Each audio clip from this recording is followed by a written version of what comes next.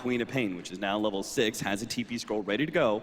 I'm sure the next clash that happens near Tier 1 tower, CTY will report in for EHOME. Whether it remains to be seen if this laning decision will work out for EHOME, because they could have just put the Queen of Pain mid, and that is quite a good matchup for the Queen of Pain.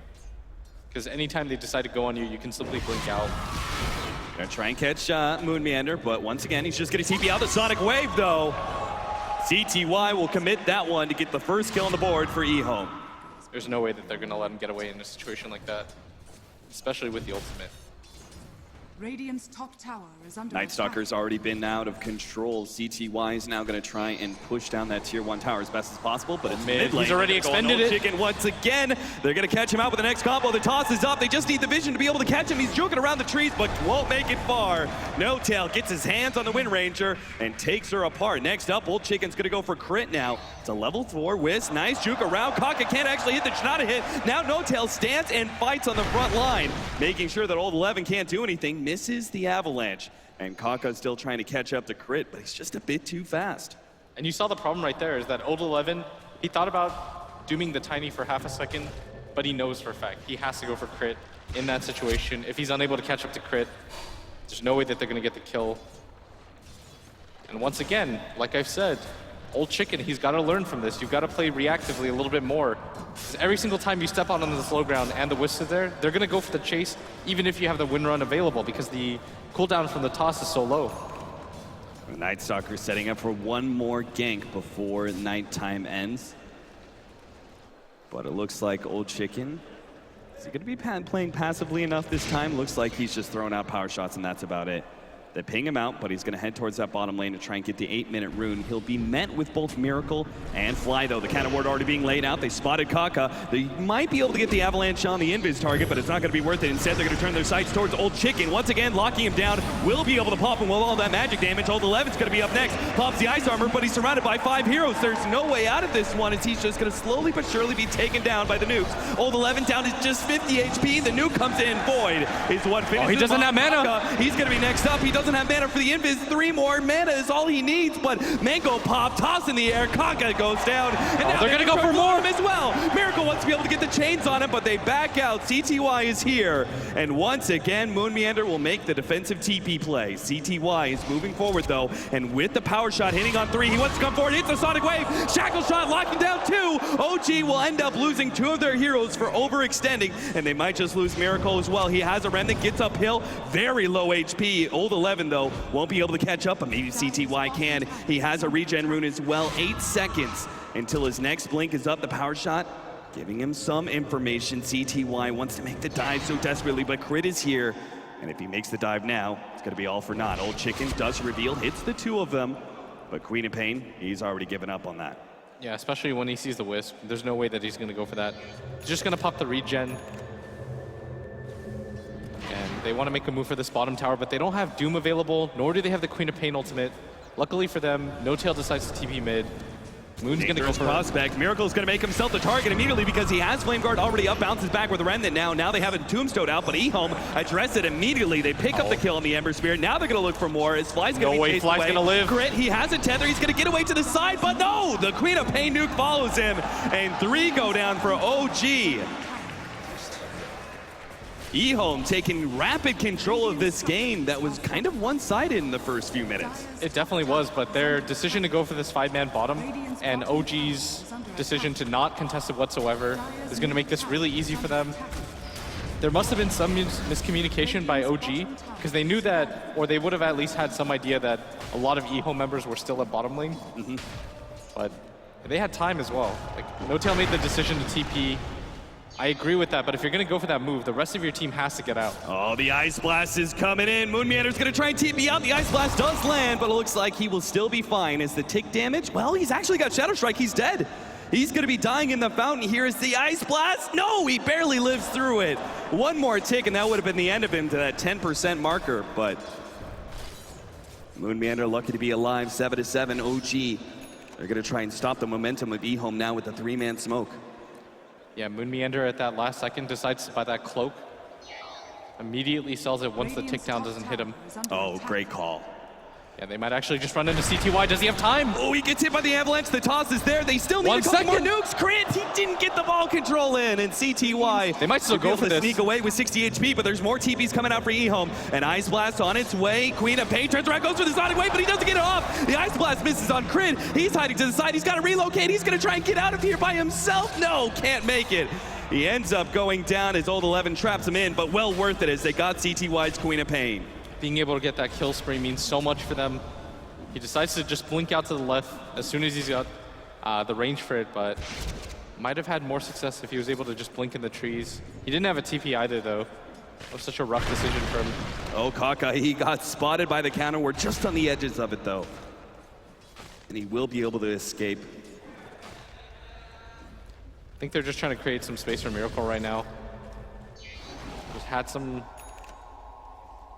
tough times at that bottom lane. But the Wiz Tiny is still really strong. It's 8-8 right now, but net worth-wise, it's actually a bit in favor of EHOME at 3,500 gold.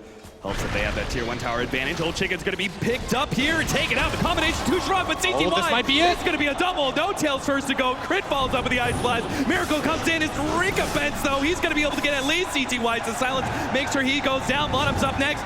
Miracle gets the double kill in return. A bounce back and forth starts with the Wind Ranger's death, goes to OG, but in the end, it's going to be Miracle who cleans up the rest. And this is going to really help his net worth. At some point, he was behind the Night Stalker with that double kill. Oh, and it's not even the last lap. Moon Meander is actually going to be able to get Kaka here thanks to the dust.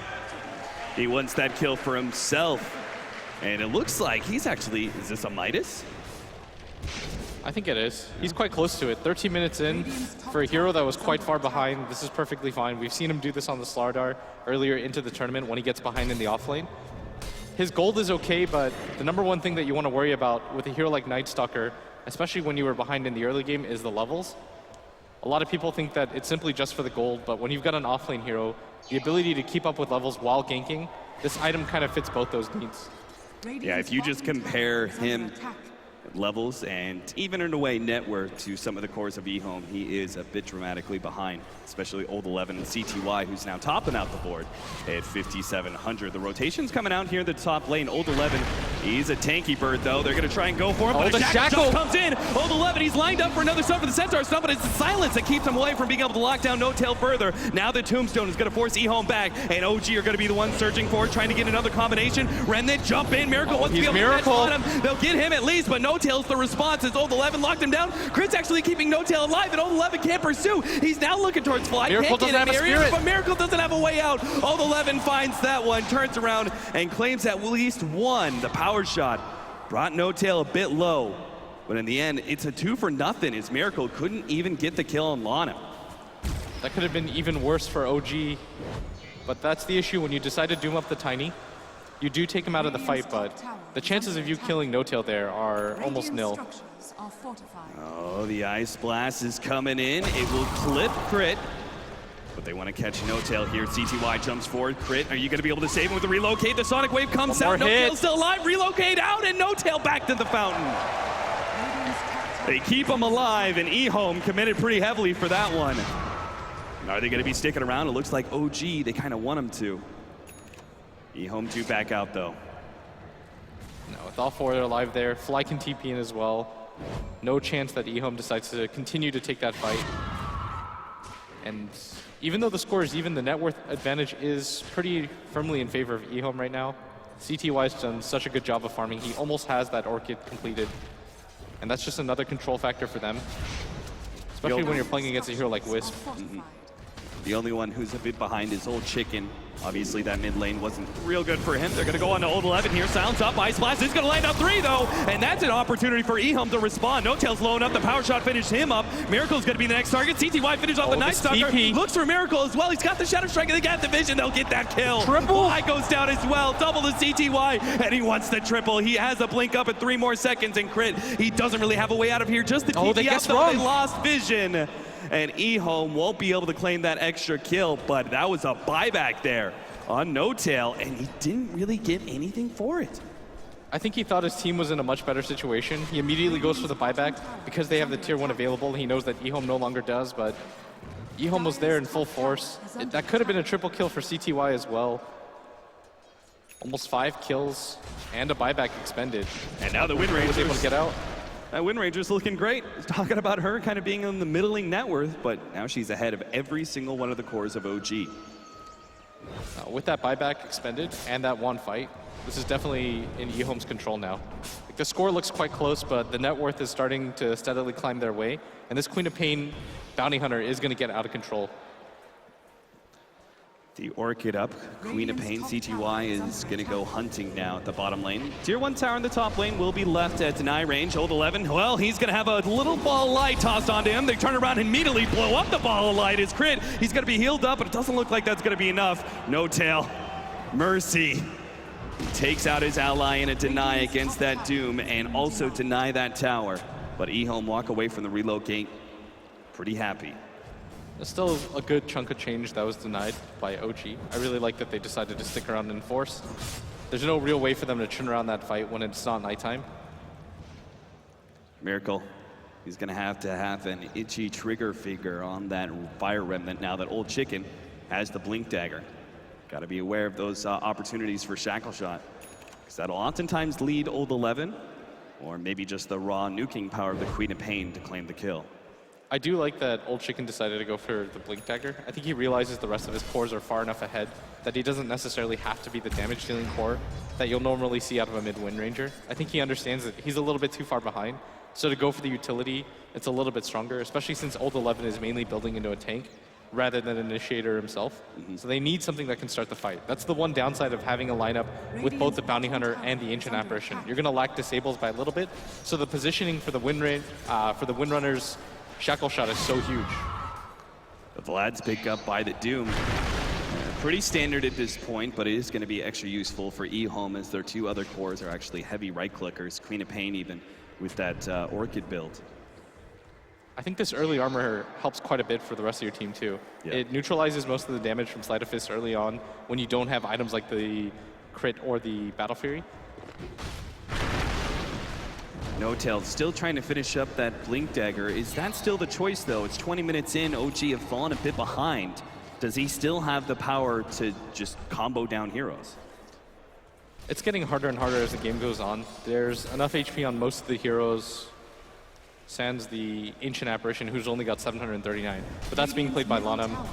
He's just going to play the positioning game every single time. Right. And as long as he's not in the middle of the fight grouped up, he should be perfectly okay. And they're going to give up this mid tower.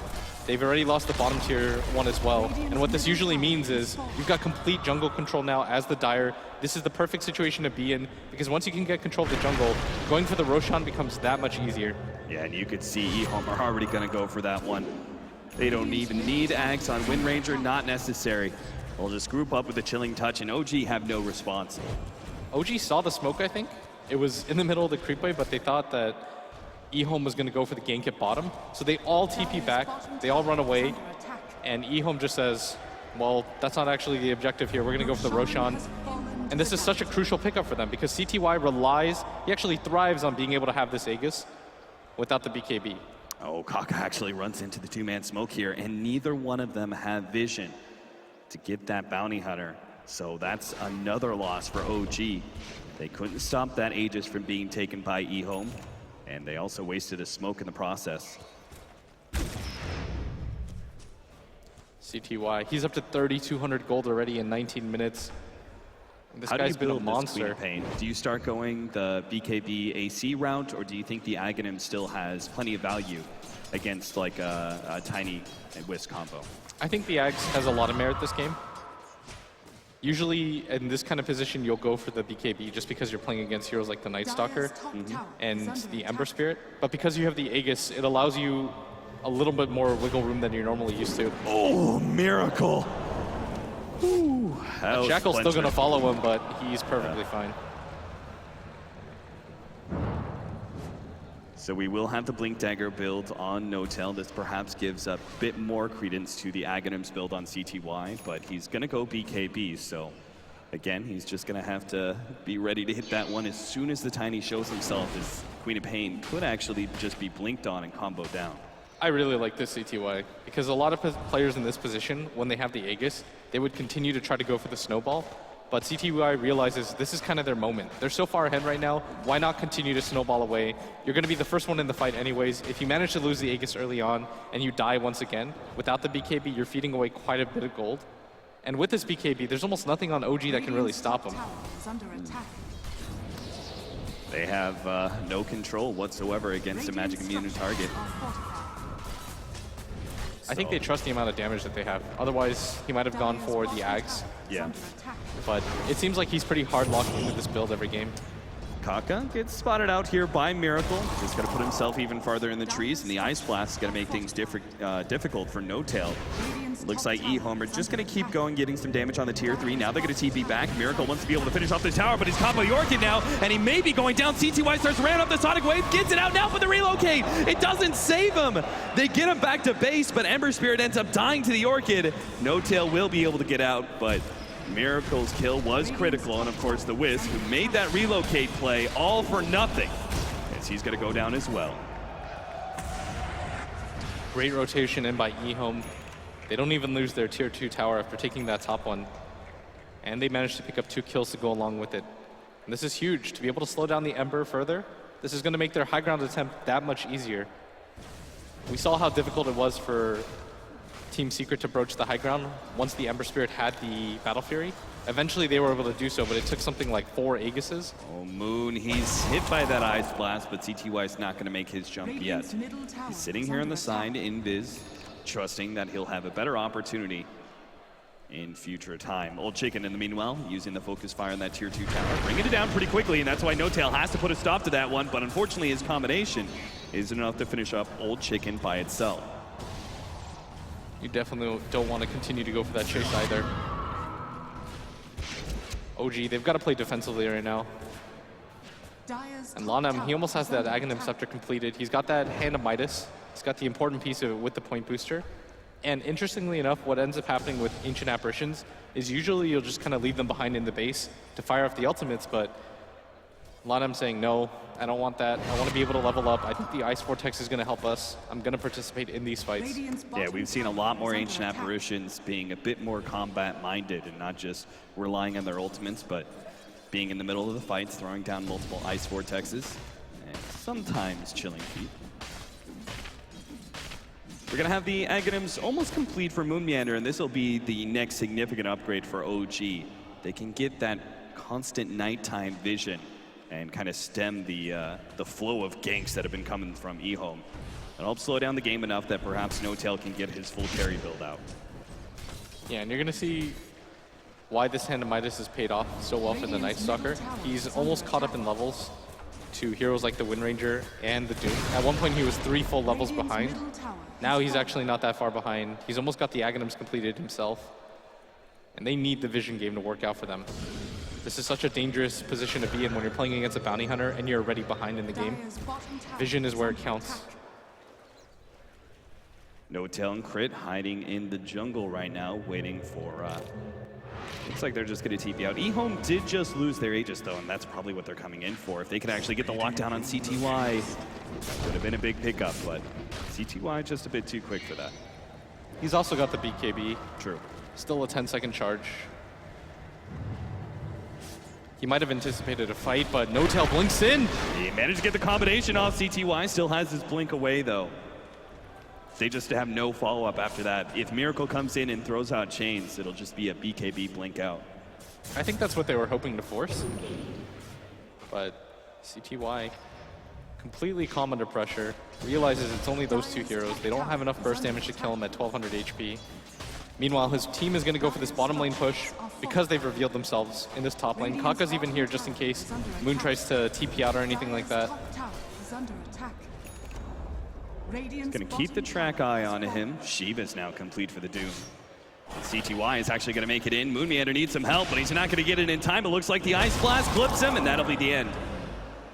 No Tail comes forward, but CTY still has his BKB, daring OG to try and fight him at this point. He's actually going to blink forward. Fly sitting on the side here, does have his Tombstone. Great BKB charge out from CTY, but no! The Sonic Wave completely whiffs that one. The Shackle Shot comes in, they'll finish off Crit, but it's a return kill on the Bounty Hunter. No Tail's now trying to get away, but CTY here comes one step ahead of him, and now Miracle's got to get out of here before the Doom. Will be able to slip away. CTY can't catch up. Maybe Old Chicken can. He's looking for the shackle shot right now. CTY, just shy of Miracle. He had one too many remnants. Yeah, with three dead from the side of OG, EHOME definitely wanted to continue to push the tempo. CTY, great BKB timing, and this is the strength of the BKB against the OG lineup. It was meant to be a trap for them, but as soon as that stun toss gets expended, the Queen of Pain says, there's absolutely nothing for me to fear. Even whiffing on the ultimate, I think. Yep. But it doesn't even matter because they have enough damage to kill the Wisp, and that's what you need to do in this combination. I think EHOME understands that because oftentimes you see they completely ignore No-Tail. They try to clip him with any surrounding spells, but for the most part, their priority is kill this Wisp, and then we'll deal with everything later. And until the Tiny really has his completed Aghanim Scepter and even AC, or in No-Tail's case, might be Butterfly, he really won't be a dangerous right-clicker. It's just his magic damage that would be a threat to EHOME, and that's why they're always able to leave him for last. Miracle's gonna be caught by the shackle shot. The Ice Blast over the top. Miracle, he goes down again. Old Chicken, he is just finding all the control in this game that is allowing EHOME to slowly but surely close down the gate. He had such a rough early start cap that we talked about when he started the game like 0-4 or something like that, but he's found his pace back into this game in a big way. The rest of his cores too are steadily just kind of pushing the net worth lead further. The Queen of Pain's already at a monstrous 14,000, almost has the AC now, and what EHOME are waiting for is going to be the Aegis, and then from there they'll try to broach the high ground.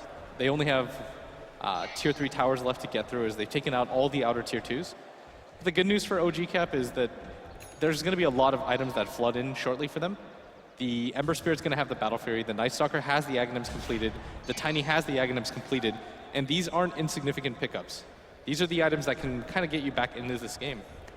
Not only big team fighting power, but also turtling power with that Battle Fury and the Ember Spirit soon. But are they going to be able to draw this game out long enough? It seems like EHOME, they still have pretty decent late game of their own. Obviously, the Doom, a direct counter to the Ember Spirit in many ways. Wind Ranger is a perfectly fine glass cannon carry, and we've seen plenty of Queen of Pains actually be heavy damage right clickers, especially with this exact build. Orchid, BKB, and now the Assault Cuirass. Yeah, there are no slouches in that department, and EHOME, even though a lot of their lineup is focused around and centered around fighting, they're doing a really good job of distributing farm and making sure that somebody's always farming one part of their own jungle. They have somebody in OG's jungle too. And OG, I think they realize this. They're going to try to scout things out. They've got a huge flood of items in, as we talked about. And with this Night Stalker Aghanim's gem, you want to try to push the issue if you can. You've got a perfect angle right now. You could go for the silence on Old 11. The rest of the team a little bit further away, and the smoke's going to get popped. Smoke on this side. Old 11 pings stuff out, and OG will actually retreat. This is their opportunity to force a fight, but they deem it's not good enough. They gotta wait for the next pickoff opportunity. I do like that they went for that. You don't even have to smoke because you have the Night Stalker leading in. He should be able to spot all the wards in the surrounding area. And Old Chicken, he's still smoked up. Roshan's available for them now, and there's no vision of this. And this is what OG was hoping to stop. Maybe get into a fight with all those newly completed items before this Roshan attempt. This is going to be the high ground for them. OG, they won't be able to get to the Roshan pit in time at this rate, so EHOME will have another Aegis, and as you said, opportunity to go high ground now for EHOME. They've completed most of their big ticket items, the AC just out here. All that's really left is maybe the Aghanim Scepter on the Ancient Apparition. And Old Chicken, he can buy a Chrysalis if he wants to right now. This is a pretty rough situation to be in right now if you're OG, because of the fact that none of the lanes are pushed in, Cap. If you notice at bottom, the lane's almost at the tier 2. At top, there's no pressure on the tier 2, and this is going to force EHOME. They're going to look for a kill if they can. They know they're all at top. They're going to find Moon Meander, but he's the first to TP out. Crit, putting himself in the side shop. Doesn't look like CTY is going to find anybody, but they still have better control. Middle and bottom lanes are still pushed in. By the time the Tiny Wisp gets there, EHOME are going to be breathing down their necks at top lane. Yeah, they've done a really good job of forcing out all the lanes. They even go for the gank attempt because they know the bottom tower isn't pushed out hard enough. But CTY is going to meet at them. He's almost there in mid right now. With this creep wave dead. Moon Meander is making his way in with an invisibility ring. Maybe this can set up a good defense for OG. It's beginning to look like do or die for them. OG already taken a lot of damage on their tier 3 tower. Old 11 thinking about going for the Doom, but cancels it at the last second, opting not to go for Miracle just yet. This tower goes down so quickly. They can't really afford this. Miracle still doesn't have a Battle Fury. He's got the buyback available, but how much does that actually mean when you don't have any damage to couple with it? Now it's going to be a melee Rax. OG, are they just giving this up? It looks like it. They're just going to try and trade it perhaps for a tier 2 tower at the bottom lane, but EHOME could very easily get back in time to defend that, or maybe they just keep on going. Perhaps the top lane, it looks like it. They're going to push out that top lane. If No Tail and this Crit Wisp want to keep on going, they'll take 2 lanes of Rax in exchange for 1. Now first TP back. Wind Ranger's going to try and set things up here with a Shackle Shot, but Crit is sitting very far back with a relocate ready to go. Yeah, I don't think you continue to force the issue if you're EHOME. You don't have any TPs back. CTY actually just grabbed one of his own. The Doom still doesn't have one either, but at top, Caught Fly, that'll be a quick kill there, and they didn't even have to expend anything serious. That was just Shiva's, no Doom, no BKB, nothing really big used by EHOME for a pick off on a hero for 35 seconds. this top tower's taking a lot of damage too. CTY still has the Aegis, and even without the rest of his team available, he's just going to right-click this down, but it's why OG has to force a fight. They're going to relocate in, but Crit is immediately the target. CTY is going to be able to get that kill, and No Tail is left without his extra mobility, and Ice Blast is coming in hot. Miracle's going to be able to slip away from that one, but the Shivas will make sure that No Tail's not going anywhere. Now, CTY jumps forward, going to catch Moon Meander as well, pops the Darkness, and going to try and stick away. Old 11 perhaps overextending himself, caught underneath these tier 4 towers, and will be going down to all that physical damage, but EHOME have claimed that tier 3 tower. And looking for a little bit more. Shackle Shot under No Tail. That's a setup. CTY throws he doesn't have buyback after this. Goes down. There's no buyback for 80 seconds. Fly's going to be the next target. Comes back in. Tombstone laid out. Heals himself away. But EHOME focused down that building and will turn towards the melee racks once again. CTY, he is on the front lines with this Aegis, and he doesn't care what OG throw it his way. It's going to be 2 lanes of racks, and OG on the edge of losing this game 1. CTY jumped in. That's going to be the Aegis. Ice Blast coming in now. Does hit 2. OG are going to be forced back. Gets a chains out. Kaka just gets a bit more damage. They're hiding underneath that fountain, though, waiting out that Ice Blast while EHOME comfortably take that range racks and start backing themselves away. And at this point, EHOME no longer care about the split push, even if OG decide to attempt it, just because, well, they've only got one side of their Rex left to go. And just at 33 minutes into the game, with no real items on that Ember Spirit, he does finally complete the Battle Fury, but that's not enough to hold Mega Creeps. I think OG is going to realize that, say to themselves, let's just look for a fight outside our base. Don't let them just slowly siege and go for the next Roshan. Yeah, you may not have that second life on CTY anymore, but look at his HP. He's got 2,100 health right now, with another 28 armor to back it up. He just casually completes an Eye of Scotty after that engagement. Doesn't have to save for the buyback whatsoever. They're in almost no danger. OG, they had to expend a lot just to be able to defend that, and I don't know if you even call that a defense. It kind of just felt like EHOME said, all right, we've got enough. Bounty Hunter now with Guardian Greaves. We've got a Doom, 3,700 gold there. Is the Aghanim still worth it? I don't think so. Just continue to go. I mean, he can't go AC, so what's his next item? BKB is quite good for him. I think getting a BKB on all the cores of EHOME is the right step.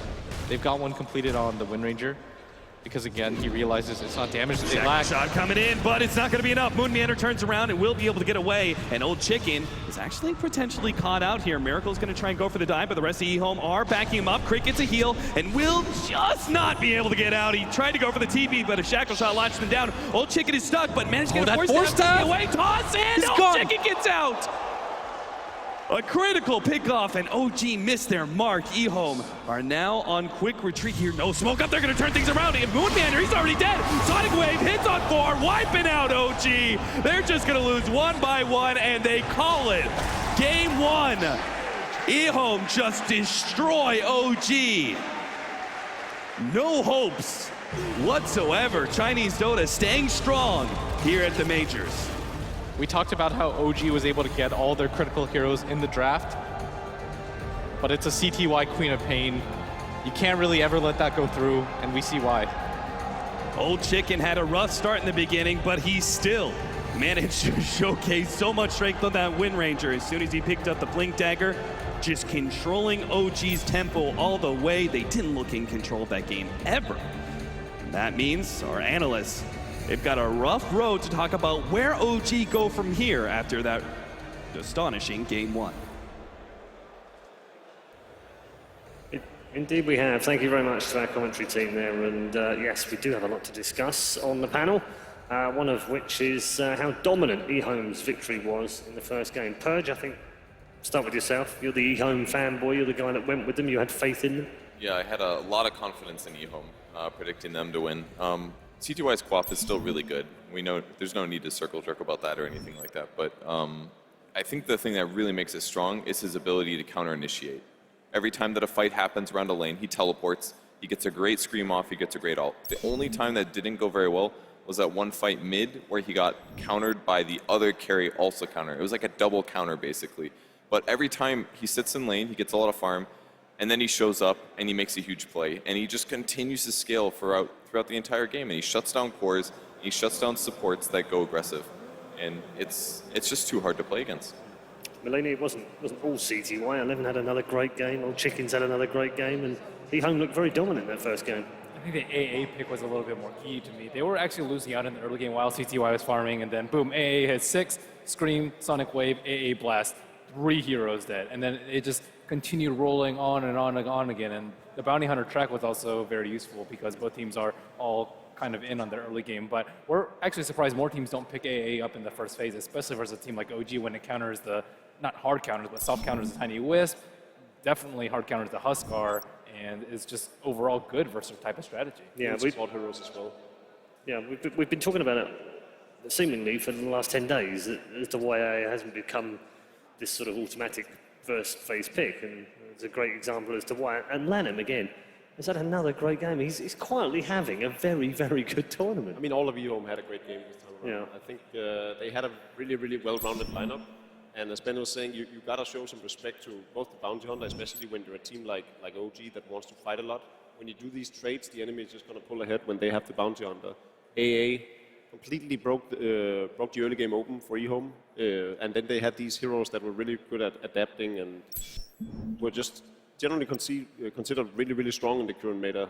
You give them Doom, Queen of Pain, Wind Ranger, and you have the AA and Bounty Hunter to back it up with. It's probably too much to play against, too much strength. The Doom was a really smart pick too, because he didn't die to the Wisp Tiny. So he can actually stay in front. They don't have the AA to counter his heal, and he was just able to be up in front so that CTY could do all the damage. And this was where it started looking a little bit iffy for EHOME, but now CTY finally joins the fight, and he hits a huge ultimate heater. Wind Ranger actually respawns and is able to connect with a Shackle and a power shot to start the ball rolling. I think it was 7-2 right before this, 7-4, and then eventually I think it evens up at 7-7. Those power shots were so important too, because when they were retreating with 3, they looked fine, but it just got them low enough that QoP was allowed to snowball with that. And just kills like these. This is the one that got turned around, I believe, by Miracle showing me this. The counter. The counter, and it worked really well. They got a couple kills, but this was really the only major huge counter to CTY that they had throughout the game. Up to that point, it was relatively even between the two teams. Could have gone either way, couldn't it? Well, I thought OG was clearly had the favorite, but because of that, the previous clip there, it did even up, and then it got really hard for them. CTY was, I think, always up ahead in terms of farm, though. Like once he got like 4,500 gold, he was just always on top, and they're really good about just isolating the Wisp. He just had such a hard time of finding a place where he could sit there and be useful without dying. Yeah, very early on, he already had a 2k gold lead down to the next one in terms of net worth, and it's just one of those, you play EHOME, you don't ban Queen of Pain, EHOME picks Queen of Pain, next game you play EHOME, you should probably ban Queen. And I mean, it's a great point about Crit, because it's the first time really in the lower bracket that he's looked relatively ordinary rather than, world class every game. Well, they had, 4 heroes, maybe even 5 that are good for this Wisp? And is that part of the problem, picking it first 2 picks? It should be against most teams, but OG were probably a little confident because CDC couldn't handle it. Yeah. I don't think Crit played bad at all. I actually, at some point in the game, I was like, wow, they actually let him play this hero. He's amazing on it, and he's got a lot of value, but the punish game was just too strong on EHOME. Yeah. Okay. What do OG go in game 2? pressure CTY's Quap, I think, a little bit more. Yeah. They had the Night Stalker come in and kill the Wind Ranger, and I don't think the Tiny Wisp actually solo killed the Wind Ranger. It was almost always with the Night Stalker, and that just let CTY free farm. And he is damn good at farming. His CS and denies, especially left alone, even when contested, is still very, very high. So maybe pressure him a little bit more so he can't get an Orchid early. Yeah. Maybe take the Queen of Pain away completely. Yeah, I think taking away the Queen of Pain, but also playing a bit more around Miracle. I feel like they're the most successful when they play around him rather than play around No-Tail. Granted, they played around No-Tail yesterday and they did really, really well against CDC. But when we've seen the Shadow Fiend games that they've pulled off as well, where there's a lot of emphasis on Miracle, I think those are some of the games where he shines the most. And as we see with a lot of other teams, when the mid laner shines, even EHOME in this game, Old Chicken, great win rate. Wasn't that because of the draft, though? They didn't really allow Miracle to play a hero that he... Yeah, that's what I mean. They need to well put more focus on getting him something that he's comfortable on in a lineup that they're comfortable with. And he has, I mean, he's got a number of them. We spoke about it yesterday. Just he has a fairly deep pool, so there's plenty out there for him. Shadowfiend being one of them. Anything Never else? get Shadowfiend. I mean, he's not going to get Shadowfiend out of EHOME, surely. No. So he's got to come up with something else. What would that be? I mean, even the Queen of Pain, but I'm not entirely sure. I can't remember the ban phase too much, but this Ember Spirit, probably also because of the laning phase and so forth, it just didn't allow him to shine as much. They had like 2 engagements where he really displayed his skill, and the rest from there was just, sort of a, you're in the game as well. Purge, where do you want EHOME to go in Game 2? I mean, much easier for them in many ways because of the way that the Game 1 has ended. I think their roaming playstyle, at least from the Bounty Hunter, was really good. They got advantage there. Just pick fairly good lanes, make sure that you can counterplay any aggression that OG goes for, and make sure that you have your late game tanky core like Doom, Dragon Knight, things like that. That can survive the burst if they do go for a similar draft. So same stuff. Melanie, for EHOME? I want to see OG maybe go for something that's not so obvious. It seemed like London was very prepared in how to deal with the whole entire situation of the Tiny Wisp. And I don't want to say it's overconfidence from OG, surely, because they've had so much success with it. But at the same time, I think they need to disguise it a little bit more, if possible. Because clearly they weren't scared of it. They didn't ban it out in the first phase. But 4 of those picks that EHOME ended up with also just goes to show that Lanham knew what he was dealing with. He knew that OG tends to pick a bit out of the meta game, and they commit hardcore to Wisp Tiny if they can get it. So the trade that he gets for that, getting AA, Queen of Pain, Wind Ranger, and the Doombringer, is one that most teams would probably happily take. And then, the Bounty Hunter to follow up. I think Bounty Hunter is really a hero that can break the back of OG. Yeah, and of course we've seen the Brood before, we've seen the Meepo before. Both of those were banned out phase 2, I think. Yeah, phase 2 last time round. Again, EHOME are not going to take any chances with those 2, are they? I doubt it. It's something that's completely changes your draft. It changes the strengths of your cores by so much because you have to deal with AoE or you have to have pure damage or physical damage, and you can't have any magic damage or at least limited amounts of it. It just changes things too much. The Chinese teams traditionally just don't react very well against the weird cheesy kind of heroes like TI1, Pudge, and then you have Pudge and other TIs and Meepos and all these other weird picks that don't get played on the Chinese servers very much. Techies at TI5. And techies as well, just weird stuff they can't deal with. And I think EHOME are just firm believers in the fact that they're the better team and with the better players. So the only way they think they're going to lose is by being cheesed, basically. Yeah, of course they have the victory jumper as well, so they can't be beaten. Just as a sidetrack, one of the difficult things about dropping down into the lower bracket so early is that you tend to have to expose some of the things that you've maybe been keeping secret a lot earlier than you'd like. Do you feel like OG may have run out of those, or is there another trick in the bag somewhere? Well, if there is, now's the time to do it. It is, isn't it? They got the back against the wall. It can't be worse than it is now. Granted that they made it really, really far, and it's already quite the accomplishment, but if they have something, now's the time to pull it out. Do you think they should ban AA in the first phase so they can actually use cheese strats? Yeah, I think so. I think AA is the strongest support in the game.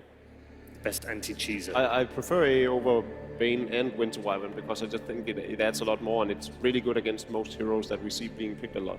I agree.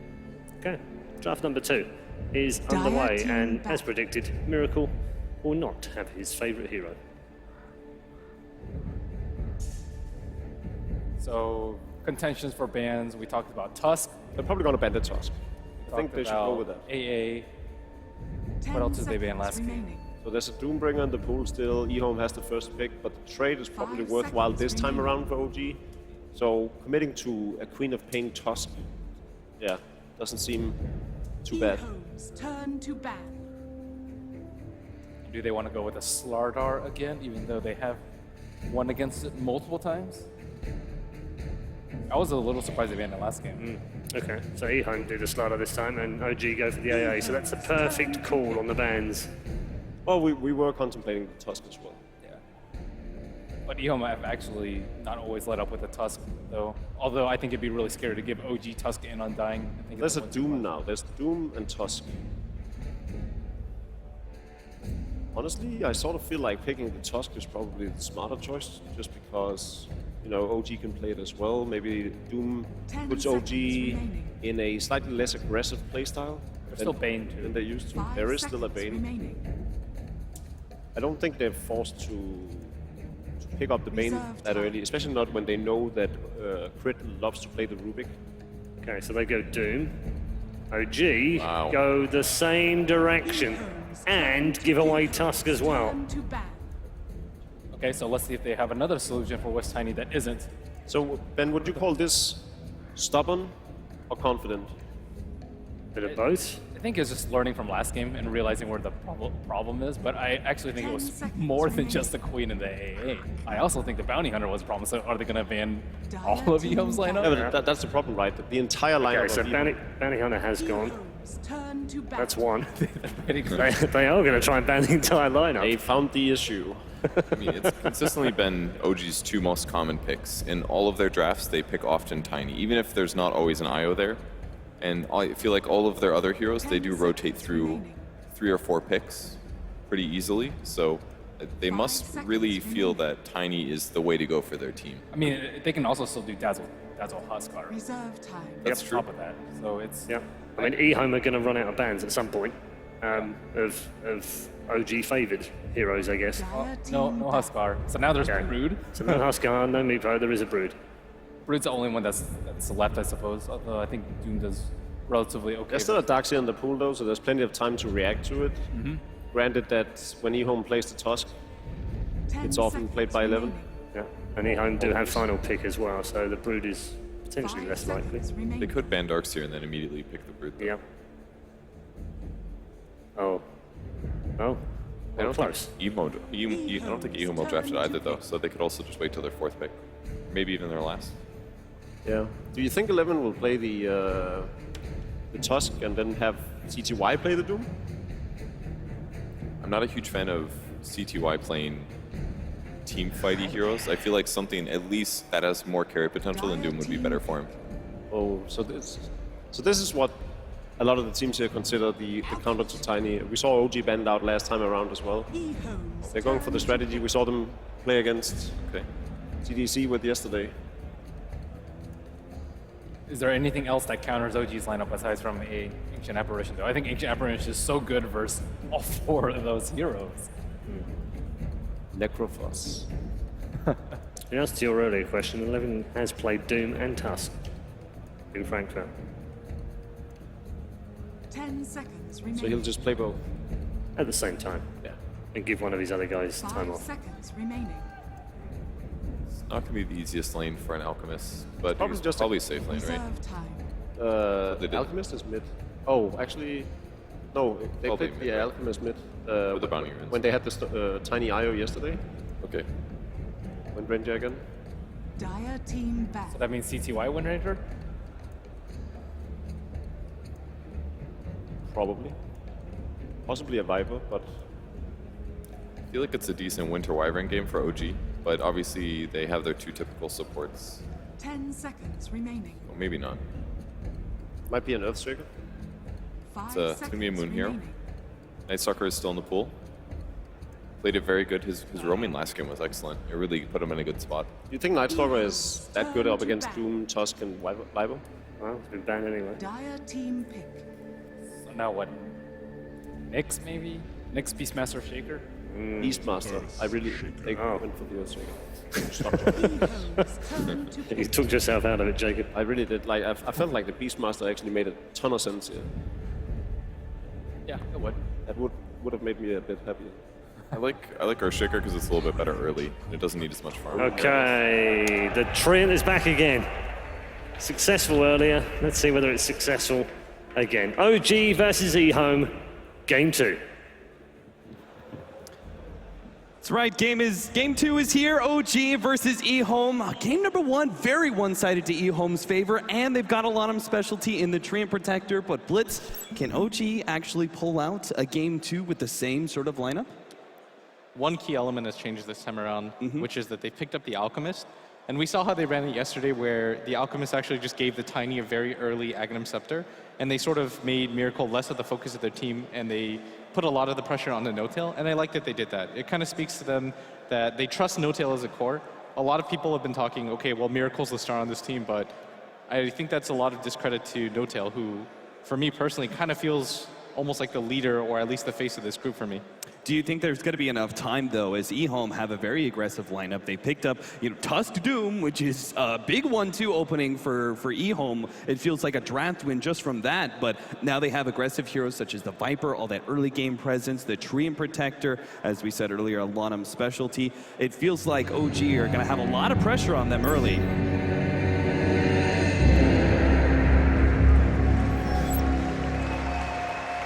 That's right, the horn is blown. Game number 2 of EHOME and OG is here. EHOME 1 game up. OG starting things off with an early excursion into the enemy jungle. Yeah, they might actually just catch out CTY here, playing a completely different hero in the Wind Ranger. He's gonna spot the Air Shaker. He gets a little bit too close. Moon Meander looking for that Fisher block. Doesn't quite see the opportunity. He's now got No-Tail here as well, but he's not gonna be able to go for it. Rest of EHOME, well, some of them start rotating over, Kaka and Treant Protector, but I doubt they're going to try and contest this rune. Much better for them just to go to secure that top bounty rune. Yeah, the awkward part here is that oftentimes you want the Wisp to be able to get this, but Miracle playing the Alchemist, there's almost no reason not to give it to him, and that's why they don't go for the kill. If Miracle had leveled up his stun, you fissure, you toss the Wisp onto the Wind Ranger, maybe you get that kill, but if it doesn't work, it's so disastrous. So he'll start out with a clean 625 extra gold after the poor man's shield start. Miracle will pick up an almost immediate bottle, start ferrying it over to himself. Meanwhile, on the side of EHOME, we've got Kaka on the Doom. Heading up to that top lane, he's going to be spending a lot of time on the enemy jungle, it looks like, as Tusk is going to be the actual laner for EHOME in this off lane. Yeah, this is a lot more different than what we expect, because Kaka is their 4-position player. So a little bit of change of pace for them this game. Miracle already feeling a lot of pressure from this Viper, while Kaka runs into the combo of fly and crit. Managed to get a early mud golem though, and that's pretty important, being able to spam out those hurl boulders, free mana cost.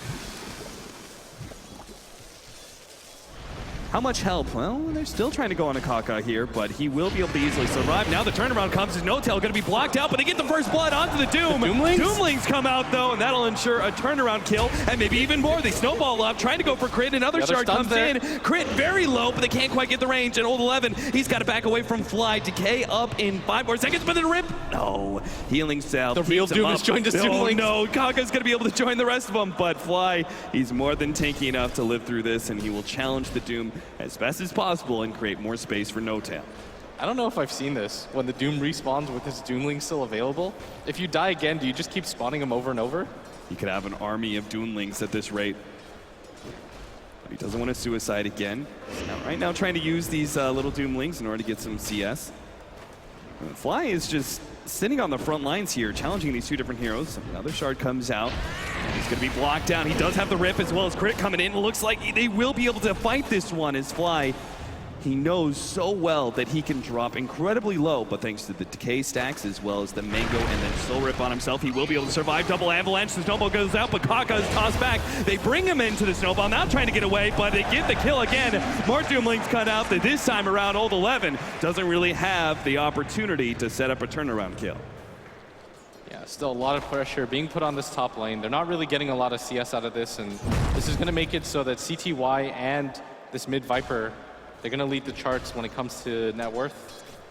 Although they are behind the Alchemist, but that's expected at this point. He just picked up his second bounty rune, so things going quite well for him.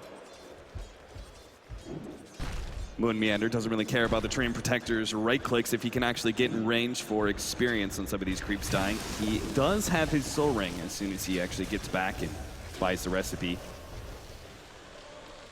And this Doom is going to switch jungles now. Switch gears a little bit. I think if they had been able to get another rebuttal kill at top, he would have it would have been okay, but after that second death without really anything, you put some pressure on that top lane, you were able to grab a kill. That's an okay amount of Miracle, expenditure. he just challenged Old Chicken there. Right-clicked him once, but the combination of slows made him not very quick to retreat. He will bottle up some more, but it seems like he needs some help. What do you think the reasoning is for that unstable concoction choice? Just some added protection to make sure the Viper can't dive him? I think it's more because you need at least one level so that the Viper doesn't chase, and if somebody comes to gank you, or gank for you, it'll help quite a bit. Because Viper is a hero that you want to pressure early on. Like the corrosive skin, later on as the game goes on and you've got more HP, it's going to be a lot more annoying. But at the early stages of the game, you can deal with it quite easily with just a little bit of burst damage. Fly is going to look towards that 4-minute rune, already starting off with some decays onto Old 11. He will have the backup of the rest of his teammates, and that's why Fly will. Oh, the Doom choose from the behind, back though. away. But Crit, oh, he's going to be locked in by the Ice Shard. That gets the tether away. Crit barely keeps himself alive and will bottle up to almost full HP now. Oh no, Old Chicken, your teammate had a bottle. He just kind of took it as a reflex, I think. At least they kept Miracle from getting another bounty rune. He was forced to take a haste. He was forced to take a haste. What a ridiculous The life statement. of an alchemist. I only got a haste rune out of this, guys. Top lane, Old 11's going to be caught. He does have Snowball. Crit's pretty low. He dodges the avalanche, but it's going to be the tether slow that keeps him at bay, unable to really chase down Crit effectively unless, oh, barely gets that kill. Just before he has to die to Tiny, but at least he gets the exchange. Meanwhile, in the bottom lane, they caught Moon Meander. CTY comes over and lands the power shot. Yeah, they're still doing a good job of getting trades, and most importantly for OG, they are punishing the offlaner. Miracle, turn around here before he gets his level 6. Just that one stun. It looks like it's going to be enough. Miracle dove all the way in, and even the Ice Shards comes out from Old 11 to make sure there's no escape for this Alchemist.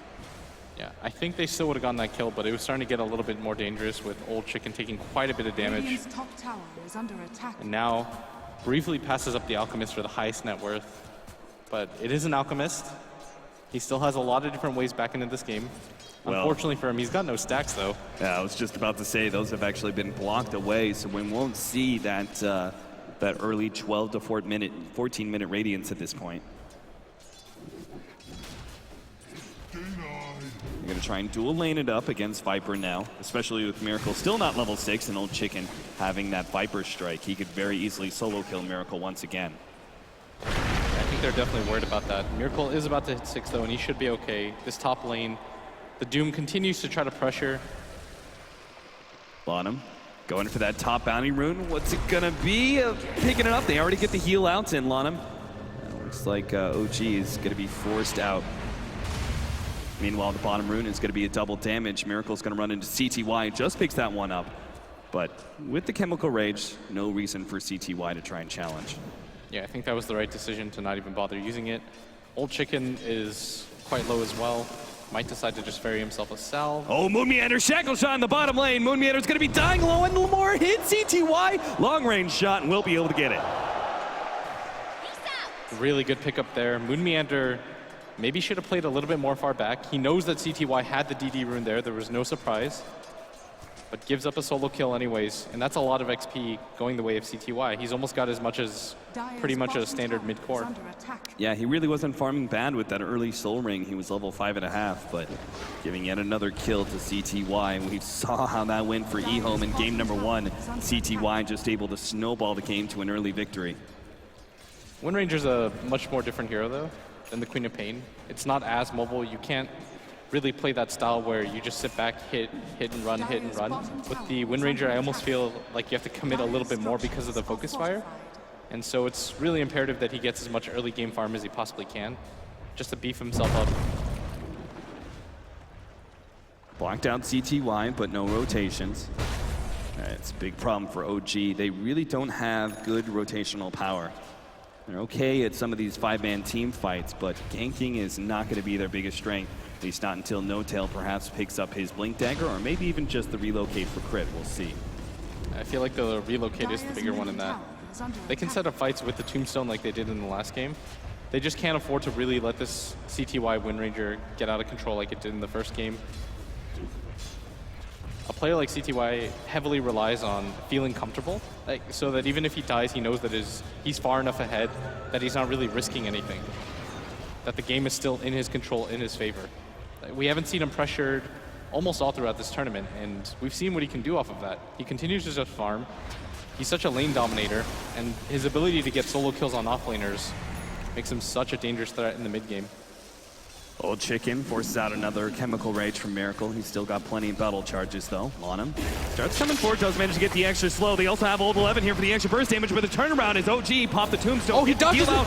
Nice snowball save, but the unstable Concoction unable to finish off on him. It's going to be Fly who may be dying. Slow rips himself, keeps himself There's alive. a lot of zombies. Has a lot of zombies out. Looks like they will be able to get that one kill shackle shot onto Moon Meander right in front of the tier 1 tower, but Old Chicken is low. The Fisher brings him low, and now Miracle's going to be in the going to the next target. Old 11, he does still have mana, though, has a snowball ready to go, but no opportunity for a turnaround. Moon Meander going for the TP out. Old 11 sees him. Snowball will stop that TP. It looks like Moon Meander will die as CTY catches up. The body blocks are easily going to ensure kill. But a nice fight for OG. It seems like Kaka coming in.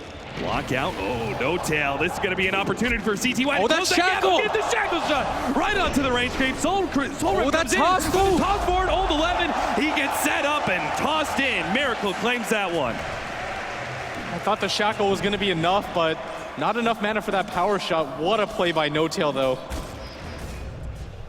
7-6, EHOME marching even more heroes into this middle lane, but OG are going to back off. They're very happy with the way these exchanges are going. If they're even, it's just pushing the game in a static way later and later where No-Tail can be a bigger factor.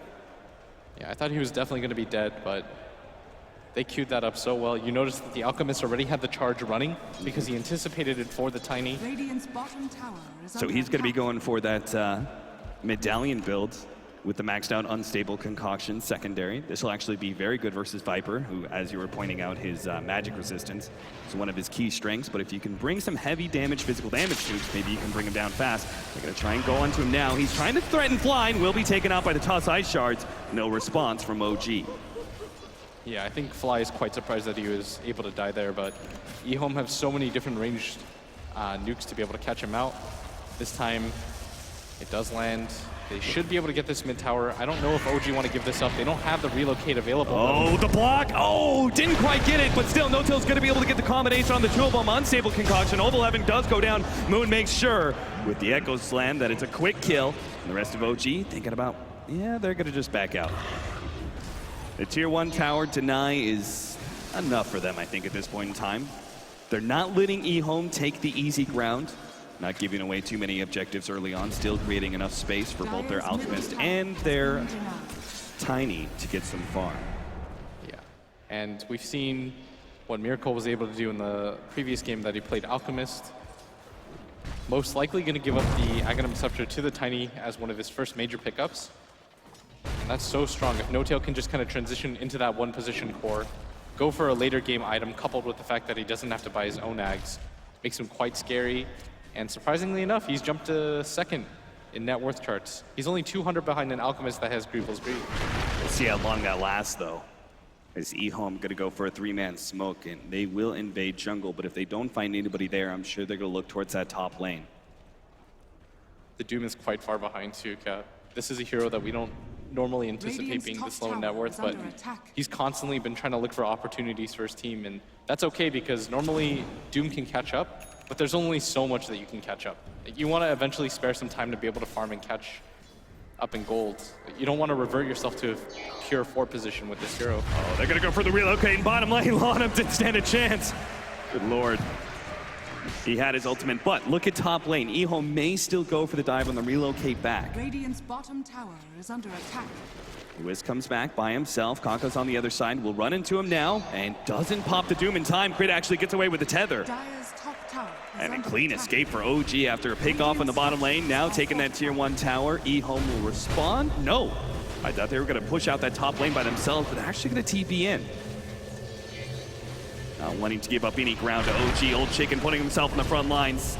He knows that he's more than taking enough to deal with a combination from No Tail, especially with the living armor. Shackle shot onto the two of them, but there's the interrupt from Moon Meander with a two-man Fisher. They're still going to be able to get some damage onto No Tail. There is no relocate to be able to save him. If No Tail gets blocked out, and healthily enough, Snowball comes in. They go straight into No Tail, trying to lock him down. They throw out the Doom onto the Earthshaker, preventing that turnaround, but the Undying Tombstone, it's going to be doing so much work against EHOME as they now are forced to retreat. OG are going to look for those pickoffs. There's still some healthy members here. Old Chicken, he's going to be the first target. Moon Meander, his Doom is almost spread out here. He's going to be able to get off of Fisher, looking for more. Shackle shot gets laid out in No Tail. Crit's keeping him alive, though, and EHOME won't be able to go for that kill, at least not right away. CTY, he needs to help out his side heroes. Echo Slam, Old 11 does get hit by that stun. Can't manage to get off the Snowball, dodging the toss. He'll get a little damage onto the Earthshaker, but will stunned up by the unstable concoction. He's still alive somehow, but at least he ensured a turnaround kill. Kaka's next up. No Tail keeps on going for him. Combination, more than enough, is the Doom.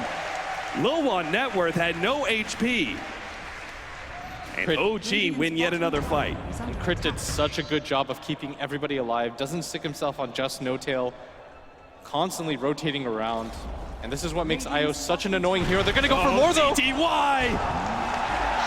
He did not expect No Tail was stalking him the whole way through. 9-12 now as the items come rolling in for OG. No Tail might have stayed a little bit too long, but Crit's right here. He doesn't have the mana for a relocate, but the movement speed is enough to stay ahead of Old Chicken. And now with the refill on the bottle, they'll actually heal No Tail up a decent amount. They've got an Earn on Crit. They've got a Solar Crest now complete for Miracle with the maxed out unstable concoction. That is a gigantic physical damage nuke, especially for some of these heroes that are only sitting at 2 or 3 armor. And this Viper cap was never meant to be this far behind. 14 minutes in, still doesn't have the mech, despite having a relatively easy hero to lane against. And Old Chicken, they need that mech. If they were able to have that in that bottom engagement, maybe they don't even lose anybody and they can push the issue. Because a lot of EHOME strength in their lineup is the ability to just constantly run at the enemy team. This is not a team that's meant to go for the ultra late game, especially when your Doom has pretty much sacked himself. I think they need a little bit more farm to be able to group up again, though. You don't want to fight without that mech, but EHOME. They're going to try it anyway. EHOME starts centering up. Perhaps for the quick surprise pickoff. Fly, he may be the target. Spotted out. Old 11, though. Unable to get the stun in time. Now sets out a ward. But OG had full information. We'll bring all 5 heroes up to this top lane. Are they giving up this tier 1 tower, though? Seems like it. Time is fine. As long as they don't throw any team fights right now, they are holding a pretty healthy lead and will grow even healthier with the Alchemist. They don't have a smoke or anything like that. And they might just decide to push in the mid a little bit just because of how healthy their top tower is. Maybe they think they can go for a trade themselves. Structures are fortified.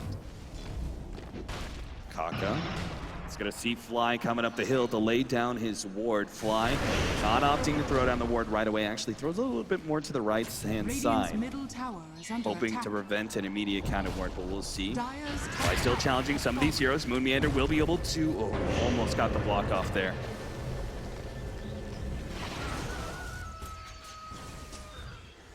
For now, you just disengage. Again, Old Chicken, he's really close to that mechanism.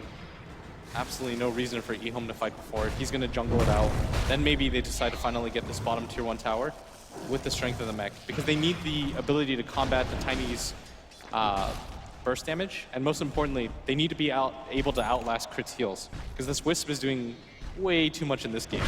In the first game, they were able to lock him down because they had the Queen of Pain, where she was able to blink in, Sonic Wave, hitting both of them, and she was able to just right-click it down. But this time around, Wind Ranger, with the items that she has, just doesn't do quite enough yet. I feel like we haven't seen a true team fight initiation for EHOME just yet. They do have a pretty powerful combination that doesn't need items. With the Dream Protector and Tusk, they can lead in with Snowball, follow up with the Overgrowth and the Dream Protector. That actually create a lot of space for the rest of EHOME to pick and choose their targets. Old Chicken was pushing out the bottom lane, does complete his mech now. The tier 1 tower is going to go into deny range, and OG have it surrounded. It's an okay way of initiating, but the problem is that if the Earthshaker decides to use the Fissure, split the rest of your team across, now you don't really have a mechanism to get them across that area. And it just creates a really dangerous fight because you don't want to snowball 5 heroes in. That gives you the potential for the Echo Slam. Right. EHOME just don't have the best ways to start a fight. So oftentimes what you're going to see is they're just going to outlast their opponents because they have such tanky cores with the Treant. But when it comes out to flat out initiation, it's not the easiest for them. So they're going to go for the smoke. This one has to work out. But is the Tiny Wisp really the target that you want to go for? Start pinging old 11. Unfortunately, his smoke got popped. Doesn't look like the smoke's going to result in anything, or maybe it'll result in a trap. OG, they have a big secret weapon now with this Blink Dagger on Moonmeander. Yeah, we're going to wait for the opportunities for Moon. He is level 9 right now. That's, at this phase, enough to deal damage. EHOME look like they want to put on pressure, but they don't really have the best ways, as we talked about, to start this fight. No Tail going for the build once again, so this should mean now that Miracle has both Solar Crest and Blink Dagger, that's all the kind of items you need in the early game, at least for this kind of Alchemist. He can start building towards the Aghanim Scepter so they can have a completed Butterfly and Ags around the same time for a Tiny. OG's going to go for a smoke. You don't need the Tiny Wisp to go for this. They're much better off just continuing to farm. No Tail's going to go for the same build as he did in the last one. Old 11, he's going to run back into this one. Snowball laid out, actually going through to Moonmeander. He's going to try and get the punch, but the unstable concoction is there first. The Wisp relocate. Chain stunned up in. Fly's going to be the next target, but already the Tusk is down. And now with the Wisp relocate in, they're going to be able to go onto Lanham. Good overgrowth factor, and Fly will be taken out with a Doom onto No Tail. They're actually controlling him pretty decently, but Crit, no! He gets the relocate back out in time. EHOME just shy of finishing him off. That could have done so much. They were just a little bit too split in their focus. No Tail was doomed up, I believe, and they decide to right-click him a few times and then switch targets, but Crit, they have to know that the relocate is about to bring him out. The Tiny is not the target to go for there. Yeah, EHOME really not on the same page. If they had managed to kill that Wisp, that would have been a stranded Tiny. And probably a big turnaround team fight for EHOME. Still though, their item progression is looking all right. All their cores are decent in that worth. It's just that Tiny and Alchemist were so far ahead. Yeah, if they win that fight, they're right by the Roche pit. They've got the Aghanims completed on the Wind Ranger. It's not unreasonable to say that they could have just made their way into the pit. But without those two dead, almost no reason to risk it. The good news for EHOME, though, is that the Alchemist still isn't overwhelmingly farmed like we normally see at this phase. Midas now for the Doom. So Kaka's going to make up for that lack of farm and even lack of levels that he's had on this 4-position Doom by picking up the Midas. I can't say I'm terribly surprised. No, not yet. And No Tail now has the Butterfly. I really like this pickup. A lot of the damage that EHOME has, Cap, is just single physical damage that's centered on one hero. The Viper and the Wind Ranger, your two cores that are really going to deal damage. And with this Butterfly, and on top of that, they've got the Medallion on the Alchemist. You're not really going to kill. Yeah, exactly. You're not going to get the BKB or the MKB completed quite fast on EHOME, and their burst magic damage isn't even quite there. Yeah, really, all they have to do is complete the Aghanim Scepter on Miracle, pass it over to the Tiny, and then they're pretty much ready to take an Aegis and push uphill. They're about to do that right now. He just needs one more component of this. And this is such a smart strategy by OG. They recognize that a lot of EHOME's damage is either physical or pure in the Doom. So just grab as much evasion as you possibly can to kind of counter out the Wind Ranger's Ags first. Movement around the map, OG. Farming pretty efficiently. EHOME are actually a bit more grouped up. Perhaps scared of lack of vision on their side. OG have plenty of both aggressive and defensive vision, really centering around both the Roshan pit and the top rune area. All right, here's that Aghanim Scepter. This was the big item pickup that we were going to wait for. And with the Butterfly, I think this is about OG's time. They don't have to wait for any more items if you look at their inventories. This is so crucial for them. They're going to go for the smoke. And now we have a Tiny whose net worth is almost double the Wind Rangers and is over double the Vipers. Thanks to that Aghanim Scepter being passed over to him, they immediately smoke up and look for the fight, knowing that they should be able to easily win it. They don't have a CTY for this one. They're gonna come downhill. This is gonna be real bad. Old Chicken, he's gonna be the first target up in the Swing air, away. back down. No Tail's just beating him to a pulp. He's already got a monster kill streak, and he is a monster on the front lines. Moon Meander stuns up Old 11. They'll look for more now. Toss forward. Kaka, he's gonna be the next target. Almost has the Fisher ready to go, but they turn around. As they found Lonham, they caught him out with the counter ward and ward combination. Take 3 and make it a Roshan as well. With the way that OG have itemized, and the Tiny being this strong, I don't actually think there's a way for EHOME to fight into them. Like, this game is starting to kind of get out of hand at just 22 minutes in. Completely made the right decision. Backs against the wall with 1 game left to go. Roshan They decide to make No Tail the core. The real hard part for EHOME at this point in time, if you can fight OG, are you going to be able to split push them? And it looks like their heroes just really aren't meant for that. The Wind Ranger is the best. Power Shot, now with the Blink Dagger, can push aggressively, but the rest of EHOME, heroes like Viper and Doom, aren't going to be able to provide the same kind of pressure on the side lanes. is under attack. Look how much damage the Tiny does right now. So much evasion on him, and he's got the Wisp. You think that Living Armor and Glyph are going to mean anything? No Tail. He'll just keep on going. He's got Old Chicken now. The Fisher actually separates the two of them, but he's still reaching over that Fisher to be able to get the kill. The Snowball doesn't quite save the Viper, and Old 11, he's got to limp himself away. The zombies are all on top of him. Same goes for Kaka, but OG are just focusing on objectives at this point in time. Kaka, whoa, the toss! Hello, Fly jumps a long way past the tier 2 tower, but Lonham, he's still gonna be the target of No Tail. Coming forward is Crit, and managed to get up enough damage to CTY. Now Flying Zombie into the air. Fly backs back down, and Soul Rip will be able to keep him alive until a tomb comes out. Moon Meander makes sure to get the deny on that one. Doom is punished for his positioning, though, as OG can continue deep into the EHOME base.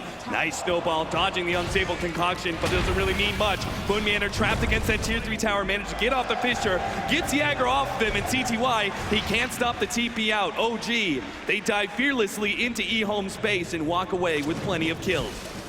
Oh, and Chicken. the Viper's gonna go in here. He could actually challenge No Tail with Crit backing him up. They did get an amazing action on Miracle. Barely gets off the unstable concoction. Turns around onto CTY. No Tail. He dropped low enough, but they can't keep up with him. Miracle's gonna be the target instead, as Old Chicken keeps him in place as Shackle Shot to ensure that Miracle will in fact go down, but it's No Tail's Tiny, who's worth 17,000 net worth, and had that Aegis. That was the critical kill that EHOME desperately needed. The weird part about that engagement is that most of it's centered around their tier 4 towers when tier 2s weren't even taken out quite yet. And I felt so bad for Fly. Every single time he was trying to run away, he's like, I don't want to do this anymore, No Tail. No Tail playing games with his long-term teammates. That Moon Shard is now complete. No Tail has insane attack speed for a 25-minute Tiny. No, you can't survive against him anymore. The Viper might be the tankiest hero on EHOME, but we've seen it only takes about 4 or 5 swings for him to go down, even with the mech popped. Yeah. I think the net worth disadvantage, it's starting to boil over a little bit too hot for EHOME, as they don't really have the best ways to get back. This Tusk doesn't really add a lot of value. The Snowball as a counter initiation tool just seems to extend it by a little bit before they die anyways. The Alchemist is able to chase in as far as the Tiny goes, just because he's so tanky with that Chemical Rage and the Solar Crest of his own. And the Vladimir's is about to be completed now Jesus, too. he's being chased down. The wind run wasn't even enough. No Tail, he was able to get that Butterfly Flutter effect popped. Unfortunately, couldn't stay on CTY. Wind run helped protect him, threw it into the trees, and TP'd away. Any other game, CTY would have been hailed as a star. He could have been the one to carry them. He's 5-1-2, or 5-1-3, excuse me, but the Tiny just has so much with that forged Aghanims. Is he going Maelstrom, or is this Desolator just for cheap damage? Seems MKB is out of the question. BKB, perhaps? I think Maelstrom is okay because there's no BKBs on the side of OG quite yet. No Tail still has the axe. He's gonna try to Got trap the separation, the Fisher onto Old Chicken. Immediately the target. Old Chicken's gonna be able to get a lot of slow. No Tail is shackled up to a range creep, but he's already down to half HP, but he still has that Aegis to work with, and he's clean through Old 11, and he'll get Old Chicken as well. The old people are going down, and now an Echo Slam. Moon Meander comes in for the side, catches another 2, and even gets the Fisher onto CTY, but OG will turn to take that tier 2 tower, and Alchemist, who's doomed away, doesn't even care. He out-regens the damage from EHOME, and OG had plenty of sustain to keep marching forward into the EHOME base. There's just too many core heroes for the Doom to focus down.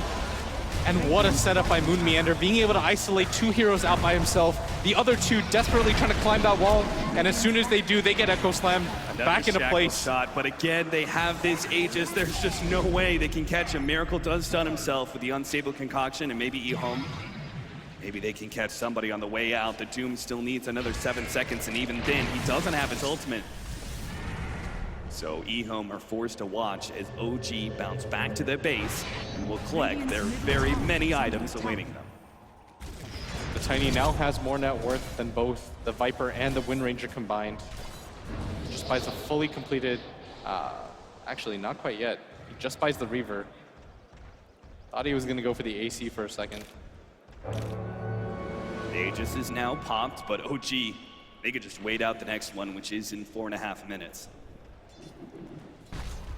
This is probably the chance for EHOME to start playing aggressive and then these next 3 to 4 minutes.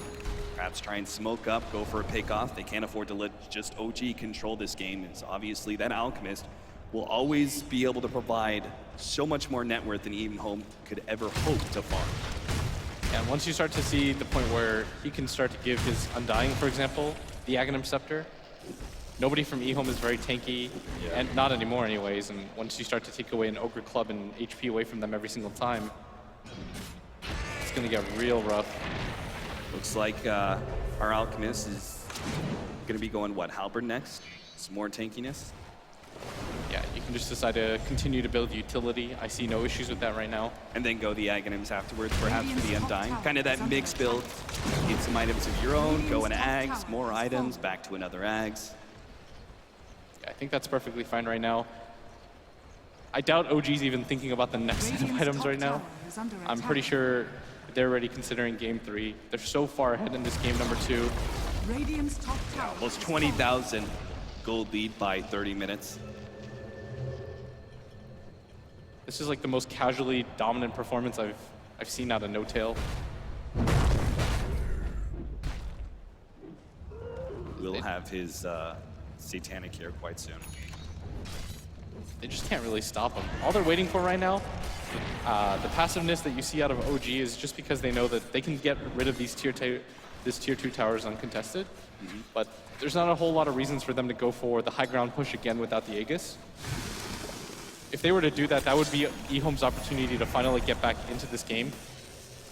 They win a team fight, they get some control, push out, maybe take a Roshan for themselves. There's plenty of openings for EHOME to make a comeback if OG get a little careless, and that's why they're playing it very safe.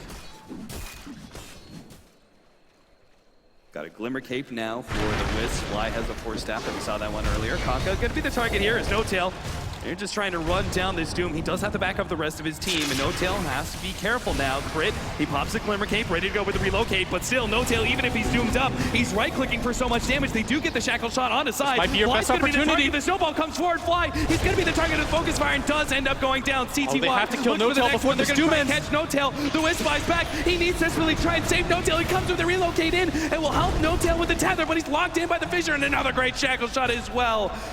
EHOME, they're gonna try and get out of the situation. Echo Slam farther up, looks like they've caught CTY. They'll get that 1 kill, no chicken. He goes down as well as Miracle's able to catch him with an unstable concoction. And third is the Tusk. EHOME thought they could escape, but no chance. OG commit the buyback on the Wisp, and it seems well worth it as they're on their way to force out a GG from EHOME. And that was a relatively quick one. Fantastic positioning by Fly. We haven't talked about him all game, but that Tombstone was the nail in the coffin for EHOME. He gets it on the high ground. So many zombies spawn out. Zero way for them to recover that fight at that point. So a fairly dominant game number 1 for EHOME. But OG strike back in game 2, and we will have the full series just to be expected from 2 top-tier caliber teams like EHOME and OG.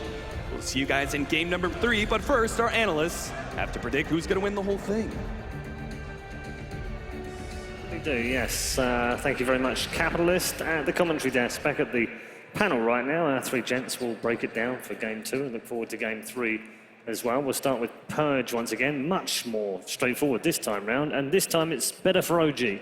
Yeah, they made it pretty clear that Wisp and Tiny are the two heroes that they need to get a lot done around the map. I mean, No-Tail was sitting at 7, 1, and 2 before he even got a Butterfly or an Aghanim Scepter. And then all of a sudden, when those two items hit, it was the most one-sided fight ever. They just completely cleaved through everything EHOME had. Jacob? Yeah, I think the key difference here being that the way you deal with OG is that you have to put on the aggression. You don't pick a Treant and a Viper against it. You try to match their aggression. That's why the AA and the Bounty Hunter worked so well last time around for EHOME, because they could keep on fighting them early on and take the advantage, rather than just sit back and wait for them to be clobbed to death by this huge-ass tree. I can say huge-ass tree. Yeah, it's fine. Or tiny, rather. And then, you know, we saw it work yesterday where they got the Aghanim Scepter from the Alchemist. It's just a good strategy. And Tiny, this time in the hands of No-Tail, was absolutely on point. Only Black has been further ahead after 25 minutes in a game, so brilliant play from him. A brilliant draft, I think, from Fly2, realizing the key heroes, banning them out, and they really didn't have enough AoE damage, too, to kind of chew through the amount of healing that they had with the Undying and the Wisp, so clearly the AA ban was really important for them in phase 1. Yeah, absolutely. Where do we go? Game 3 now. Lots of opportunities for OG now, I suppose. It's opened up the series for them. I think OG sticks to what they've done in both sets so far, or both series so far. Go for the Wisp and the Tiny, but You think again? You think game 3 again? Why not? As long as they have the AA band, I think it's worth it. Okay. I mean, EHOME basically ran the anti-Tiny strat that worked really well previously in their other sets with the Treant, but it did almost nothing. Yeah, it made Tiny's single target damage a little bit less, but it didn't come online. The overgrowth didn't do very much. It didn't feel useful. So I feel like the strat that they went for there just wasn't enough. So it really comes down to, do they ban a Wisp or a Tiny in the first round, or do they let another hero through, like Slardar maybe? Or do they maybe ban the Alchemist halfway through? That was maybe another really crucial part, because yeah, if No-Tail would have built his own Ags, he would have been strong, but he wouldn't have 4-shot Viper as soon as he got it, you know? So ban the pieces, ban the initial combo. They've dealt with the initial combo. I would say ban the pieces that supplement him, and hopefully for them get AA. Okay. We're going to take a look at the highlights now. And in the early part of the game, you could say that EHOME were still in the game. But in the the mid to late part of the game, it was all OG at this point. There's virtually nothing they can do to stop them from running over them. I mean, the evasion helps a lot there, but with this many heals and this many people supporting No-Tail, he just runs at him. And the support team is a bit greedy playing off versus OG because they have Alchemist and with Tiny who can just outfarm them crazily. Doom was like number 6 in terms of net worth, which is, I guess, respectable for position 4, but he still wasn't really able to have that much of an impact. But overall, I also think that Wind Ranger is one of CTY's weakest intelligence heroes. He's like such a versatile hero, and we've seen him play Leshrac, Lina, and Quap as his main other 3 intelligence heroes, and I think he's much better with those simply because they can fight much earlier. Wind Ranger, it just takes her such a long time to get the Scepter that he can't do the damage that he needs to before OG started trampling them. The more I look at the lineup of EHOME, the less I understand it. It just seems to be too much of a mixed bag of various playstyles. It doesn't seem to really have any synergy or coherency, so it's not too surprising they ended up losing against a strategy that OG has perfected. I mean, I did like the Viper pick. I thought that Old Chicken did amazing in the mid lane. He got a ton of last hits. He really limited Miracle's farm, but at some point, you can't just rely on laning prowess. You need to rely on ganking prowess, and their heroes didn't have that opportunity easily against OG. The one fight especially, or the one gank they tried to set up on the top lane, it was the same time that OG did a relocate gank bottom. So their ganks just didn't quite work. They didn't get a ton of pressure off, and OG steamrolled all the fights, and with that gold advantage, plus Alchemist then catching up, there was no possible way they could win in the late game. This particular fight, though, you can kind of see what they were trying to do against the Tiny. They shackled him, they doomed him, they rooted him, sometimes they like snowballed past him, and they shackled him again. They basically threw everything they could and the kitchen sink at him, and it still didn't stop him coming, so... It doesn't actually kill him, though. No, unfortunately not for them. I also want to talk about Fly. Blitz mentioned it in the commentary. Great positioning throughout. He consistently plays Undying without dying, and gets few deaths, gets his soul rip levels. It's also really important just to have the Flesh Golem ultimate. It's something that most people just really undervalue, but if you're amplifying Tiny's damage by 10%, 15%, that's offsetting the extra base survivability that Viper is getting from magic resistance. So just him being alive in long duration fights and having zombies slowing people, it just makes all of their fights so dynamic and they cover so many bases. When Alchemist and Undying first broke into competitive Dota, it was virtually impossible to play up against both of them because of Flesh Golem and then the Cloud. What do you think Lanham's telling his team right now? Well, he looked quite cross there, didn't he? Fighting and dedication. He did look quite cross. That seems like stern words to me. He doesn't look maybe upset. It's more like, this is what we need to do to win. We have to kill the Wisp. You can read lips in Mandarin. Yeah, I got this. Okay. I've lived in a foreign country. Look at this guy. OG on the way back to their booth as well, led by No Tail. And with plenty of support in the arena as well. So how do you think the draft will go? Is it like a Wisp ban and an AA ban from either team? I don't think EHOME will necessarily ban out Whisper Tiny. I think Really? I think the card they have on their hand right now is the fact that they know exactly what to anticipate. Yeah, but And they I think couldn't Lanham, couldn't handle it game 2. well, They handled it game one. they also So had a this is- terrible draft, and they didn't know what kind of draft they could expect out of OG in terms of the ban phase. I think Lanham now, especially from someone who's played that much, he's probably the Chinese player who's played the most Tiny Wisp combo. I think he knows exactly what to do. Why doesn't he just steal Wisp? I'd rather he just stole the Tiny, honestly. But it stops the combo with one pick, Yeah, doesn't it? yeah, if you have to, but I think he might also have a plan to just let it through again and then be like, yo, this lineup works incredibly well against it. Let's just go for this. We've seen Tiny used on its own quite a lot throughout the tournament. Would that be something that EHOME could consider? I think it's weak towards push strategies. I don't see why they wouldn't push. Maybe ban out the Undying instead. It's really hard to push against Alk, though. I think the way that the other teams handle it by limiting his farm with a tiny toss and stuff is a slightly better way to handle it. You have to fight under acid spray if you want to push. But the Alg is always going to be the 4th, 5th pick. You got time to ban it out if you need to. What about It's those? like a game of poker, isn't it? Because they're trying to feel each other out with the whole, will they go for the same thing again? Well, they did it twice in a row. Perhaps they do it a third time in a row. And then EHOME are thinking, well, what if we ban it then? And then OG are thinking, well, if they ban it, then we do this. It's such a game of poker in the third game draft. Yeah. You know what happens if they ban Tiny second round or Alchemist second round? Then you got Huskar or Meepo in that pool. Yeah, and that's the and entire that's the problem, problem right? for At EHOME. least he knows what to expect from this. They just won with it. They're not going to stray away from it. This way, he can just assemble a lineup against it, and I'll bet my house. Wow. The fact that that's what You actually have a house. Here's a shed. It's I'll take a shed. there's a window. Okay. Well, that seems like a bold, brave prediction, but we like those on here. Where's it going? Game 3? I'm still torn as to whether or not they'll give him Tiny Wisp again. I'm kind of feeling the same way with Milk that, like, yeah, you'd rather probably play against that as to some other unknown that might, like, creep through. And we've discussed it before, but have OG got anything else left in the tank? We haven't seen it in the first two necessarily. Oh, they definitely do. But Well, that's, you say definitely do, but do they? that's do the they best have strat. That's the strat. Tiny Wisp plus 3 other heroes that they're good at, what they want to do. Roaming on Moon, late game potential on Miracle, and Fly playing something 5. Seemingly, it's only Moon that is really the replaceable role, though, the Earthshaker. I think the Undying is still very important for the strategy. They might possibly be able to replace it with a Shadow Priest, but then they start lagging the 5-on-5. Yes.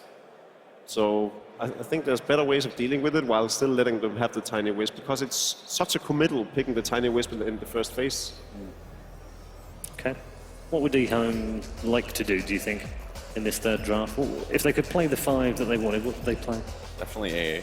Yeah. Definitely A, but I'll be banned out first phase, almost certain. There's no reason for why OG wouldn't go for the same 2 bans again. I think maybe lead off with the Bounty Hunter in the first phase will be better, because you mentioned that they had the Treant Protector and the Viper. This way they can't pressure the lanes. With the Bounty Hunter, then they can start drafting way more aggressive heroes, and the Tiny and the Wisp have to think twice about diving and actually returning kills. Normally, like, okay, I don't really care trading my Wisp for another hero, but when track is involved in the equation, these trades become suddenly, like, you have to think a lot about it. They could also go for the Dragonite, the Juggernaut, Shadow Shaman, all these kinds of heroes that just pushes in, aren't being instant killed by a Tiny combo and so forth, can actually hold the Wisp in place.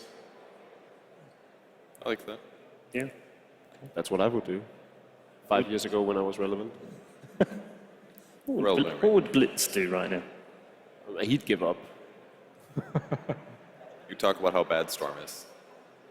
I was sitting next to him in that EG game. Yeah, imagine, like, think about how bad Blitz is when he's not on the Storm Spirit. Now imagine how bad he is on it as well when it's been nerfed. I feel for him. I really do. He can play Doom now, which we all know is not that successful either. He's been playing some Terrorblade.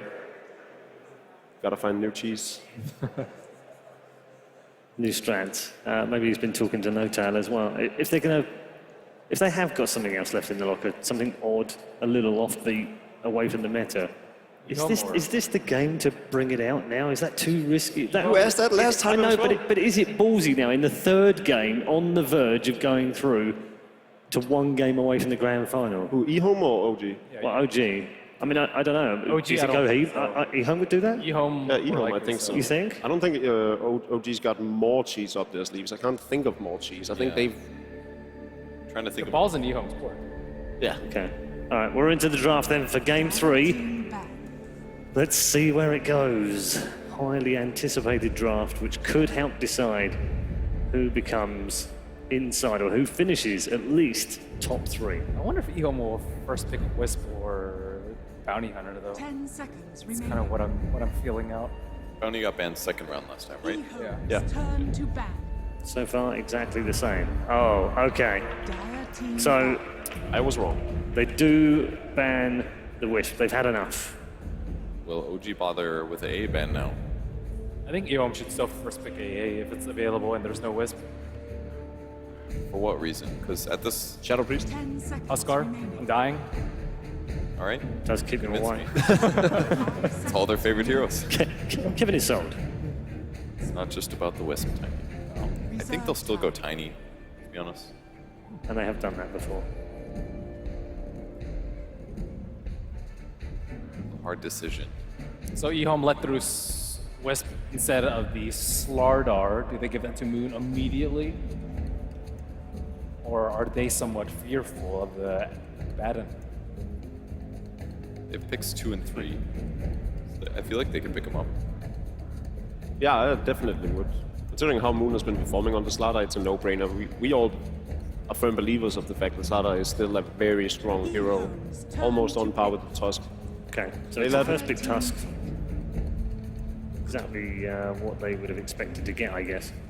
It got a lot of kills. It was really abusive in the early game, in the previous game, but as is per usual, in the later stages of the game, it really peaks off a little bit. I think it's just 11's best hero, though. Yep. It's even if when it's just decent, he still plays that hero at such a high level compared to his other ones, and such a high level in general. So Slardar, Tiny, 5 seconds Slardar. remaining. Undying? Dire team pick. Do you think they'll pick Undying? Kevin? I'm not sure. Still thinking about that one. It's okay. Jacob was still on bans when we were in the 9th draft the other day. 9th part of the draft. So OG is one of the teams that kind of ignore Doom, don't they? They do pick it. And they picked Doom alongside 10 Tusk a number of seconds times. remaining. Yeah, it's not that high priority for them at all. 5 seconds remaining. Where do OG go for pick Reserve 2? time. I mean, if they feel comfortable going for something like Night Stalker, for example, they could even not pick their offlane now and let EHOME decide. Like, do they ban Night Stalker, do they ban Slardar, and that leaves an extra cheese pick open. That's a good point. It's all about the cheese, man. The problem for them right now is that if they pick up the Shadow Priest, it's such a no-brainer to just take the AA. Right now, they might be lucky and have EHOME go a different direction. Do they have to go Dazzle now? Can't they just do it later? I guess with the Undying already being picked up, it's actually more likely that they're saving Fritz pick. They may not want to Dazzle at all. Darkseer. Okay. EHOME's So they're going a turn to completely pick. different way here.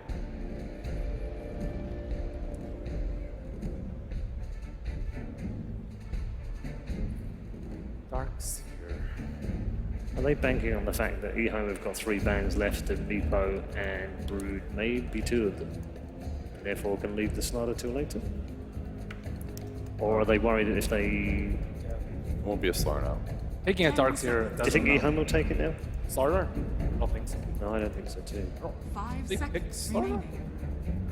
They picked it 3 times, lost all 3 of them. Reserve Which makes me time. think so. No, but Darkseer, you talked about how they might want a lot of team fight. Oh, Okay, we're going to mix things up a Turn little to bit. bat. They have to secure their safe lane since it is Darkseer. Would pressure a lot of carries, so decent in that 1v1. It's pretty good against Undyne as well. Zombie Slayer. they don't pick Gyrocopter that often 10 though, just because they like that seconds flexibility for CTY. So I still wonder if it's going to be a CTY hero, but Gyrocopter very 5 often banned out seconds versus the Undying because of the zombie slayage, Reserve time. zombie apocalypse. Zombie Cannon. Might as well call it Zombie Cannon. It's pretty clear what it's good at. Zombie copter.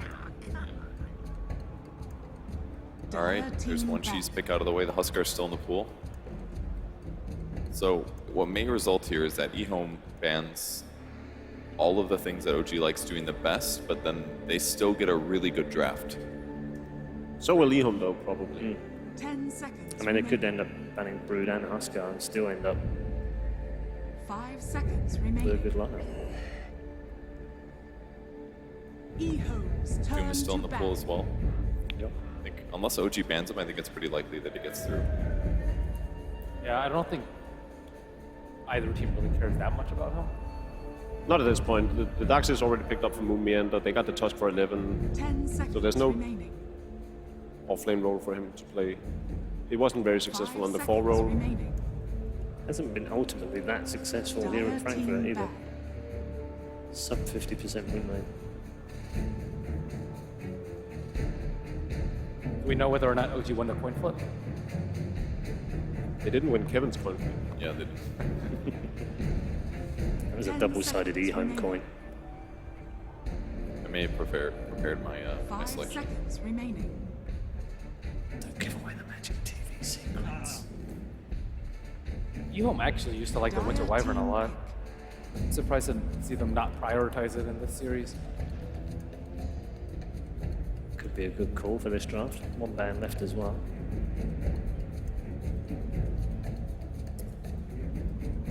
You like Beastmaster for OG? No Tail plays it. Fair amount. Even Crit plays it. Even Crit plays it. It's not amazing versus Tusk, I feel. 10 seconds The remaining. damage is a little bit less bursty. It's more of a setup. So he should have time to get a 5 snowball off, seconds which would remaining. disengage the combo. I feel like burst is a little bit better versus Tusk. The Wyvern goes to OG. That might be a little bit annoying to EHOME, but they immediately pick Bounty. Dire team pick. So that's probably going to be Flies. Flies and Dying, crits, Winter Wyvern. Got the team fight combo.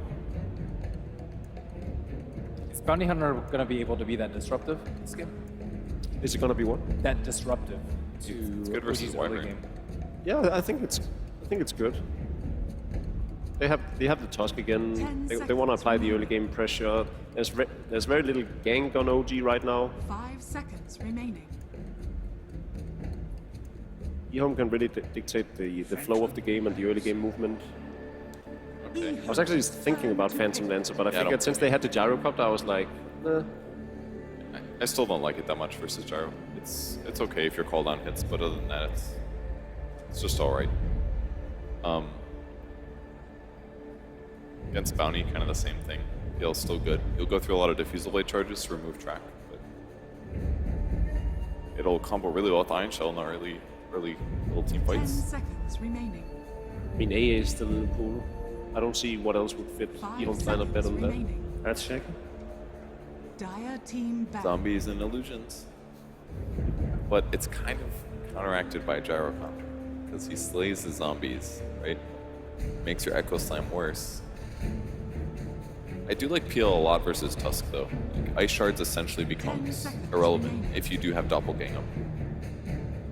So, considering that's the hero that EHOME consistently first picks, you could argue that it counters their best position. EHOME's turn to bat. I actually like the ES more than the AA here. I think they need like a combo breaker, especially with the Darkseer and Winter Wyvern. We didn't really see overwhelming amounts of team fight from OG because they were mostly relied on the IO Tiny. But with Earthshaker, you want to prevent them from like zerging down the Tusk. 10 seconds Like remaining. the Vacuum Wall, Winter's Curse is one of the most powerful team fight 5 seconds combos in the game. remaining. Having combo breaker like Earthshaker, I guess we've seen a little bit from like Reserve Silencer, time. but he just has not won much. It's a good tiny ban coming out from OG here, knowing that Old Chicken has played it a whole lot. It's pretty good at instant killing some of the heroes on OG in the early game. Tanky as well, deals moderately well with the Phantom Lancer in the late game. So we're looking at a CTY hero, right? Most likely. No, I think No, it's an Old Chicken. Probably. I think his Wind Ranger was impressive. What about? Are you sure it's not going to be like a Leshrac or something? very unlikely. I would say far more likely it will be what Jacob was talking about. Maybe a Bristle, or maybe what else does he play? TA, I've seen him play a decent amount too, although not that great for PL. Yeah, they banned the Dire Bristle. team pick. Why are they banning Bristle though? Rude. Rude? Their damage is. Oh, they have a Darkseid, there's no way. EHOME's damage is a little Sorry. weak, so if they Is get it? yeah, they'd be good. There is a Brood, and there is a Husker still. No, Huskar's No, it's Husker's not. Actually, we'll get right. Yeah, it's not. They're not going to go Brood with that lineup, though, are they? Nah. I don't see other side going for Brood, that'd be silly. 10 seconds remaining. Especially considering both the offlaners already have a designated hero. 5 Which was the team seconds that ran remaining. mid Tusk? That was... I don't Reserve remember. time. That was Vici, I think, wasn't it? No. LGD? I think maybe had one game of mid-Tusk. I don't know if that's an option for them, but the Bristleback is very strange. Well, they have a Darkseid already. Yeah, that's true. Okay. EHOME's Miracle turn Vibe. to pick. Hasn't been the most effective in the tournament so far. They don't know what their opponent's mid is going to be, so that's probably one of the things that made it really difficult for OG to grab that hero. Viper's pretty good against most heroes. I see. Okay. A little bit more standard for draft number 3. Let's find out who goes to the final game in the lower bracket to face Evil Geniuses. It's OG versus EHOME, game 3. Everything on the line for these two teams. OG and EHOME have one last chance to continue their run through this tournament. I'm Capitalist, joined by Blitz. Blitz, this game number 3, as Red Eye was kind of saying, a little bit standard, but what are your thoughts on the draft? Who really came out on top here? I feel like I really like EHOME's draft. I thought that OG would take the Slardar top 2, but maybe they just hadn't played with it in a little bit, and they said, we're a little bit cold. The Darkseer is a little bit better for a setup with the Winter Wyvern. I think that especially is the reason why they decided to take it. And I like that they made that in-game adjustment in their draft to be able to go for that, because they said, okay, we want to be able to play a little bit more of a combo style, free things up. And once again, Miracle is not playing the Shadow Fiend or the Anti-Mage, more of the game-changing role. He's playing more of the lane-dominating hero in the Viper. And this is quite good against the Lina. But we'll see how it fares. This game number 3 is here.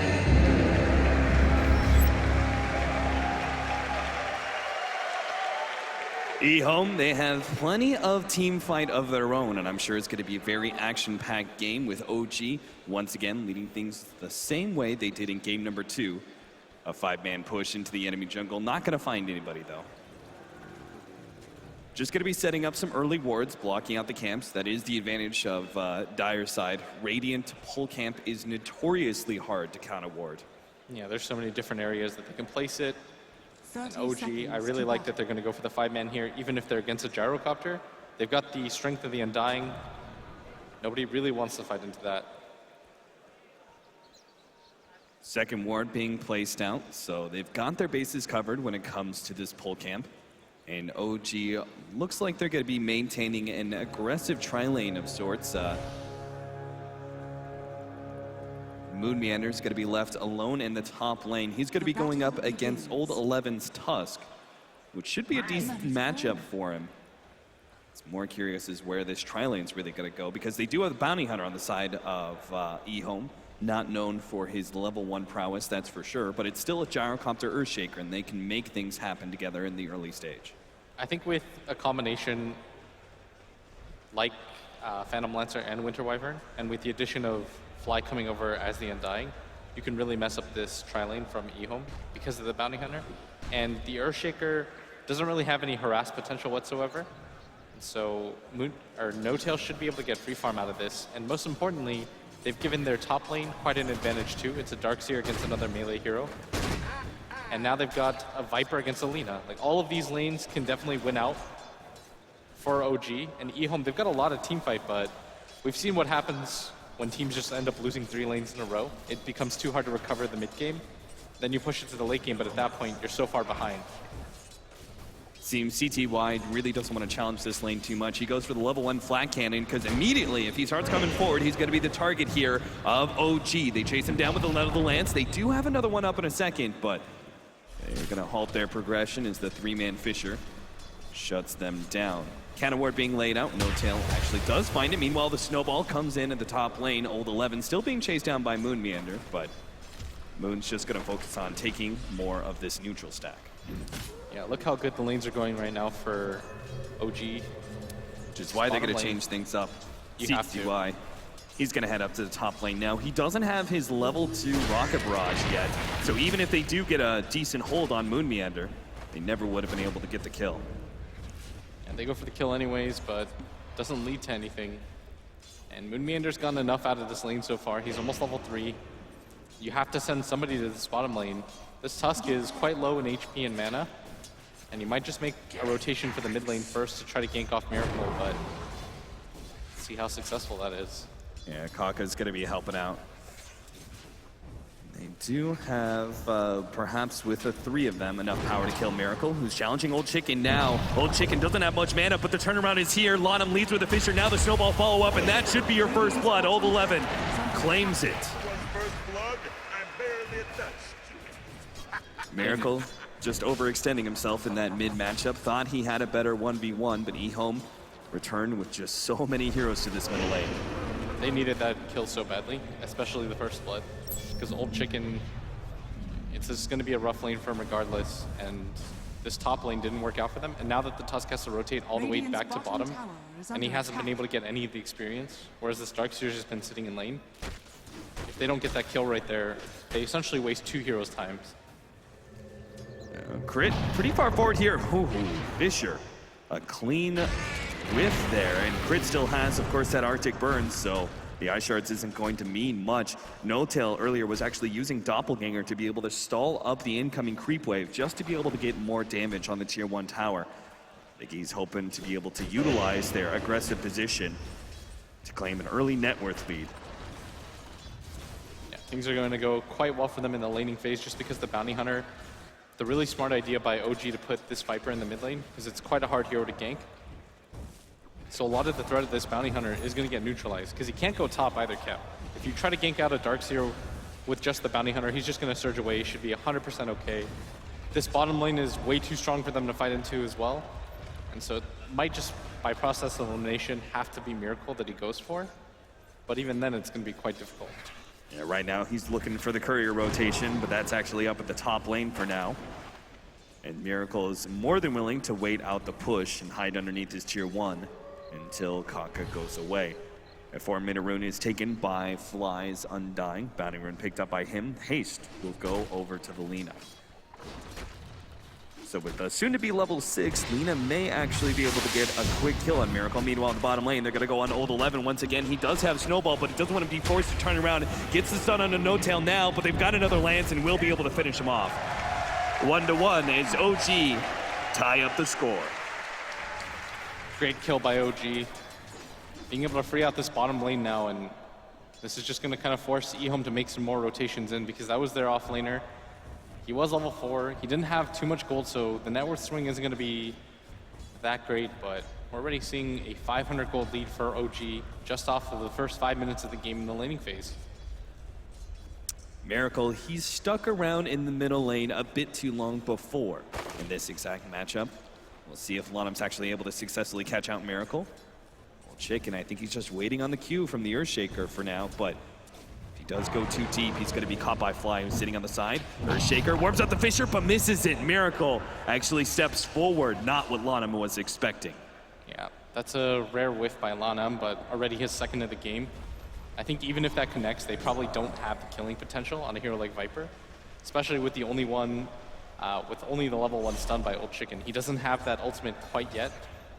Probably should have waited before they revealed themselves. And Miracle's starting to play up a little bit because he's got that Undying behind him. And now Old Chicken's got to be careful. Yeah, Undying being able to hit his level 3 gets the Soul Rip and now actually has a response if they do try and go for the Chain Stun on the Viper. Moon Meander's getting so much farm in the top lane though. 33-1, 33-15 though on No Tail's Phantom Lancer. He's getting utter free farm in the bottom lane as well. OGs seem to have things well in hand in the first 6 minutes of this game. Yeah, their decision to go for the aggro tri-lane is 100% paid off.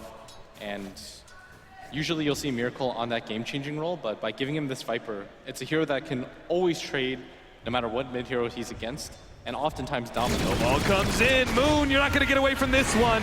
They have him trapped with the Ice Shards, and they'll give CTY the kill. Finally, shutting down one of these two side lanes that OG were getting so far ahead in farm it. Huge pickup for EHOME because they need to be able to get kills. They're definitely not going to be able to do it through straight CSing.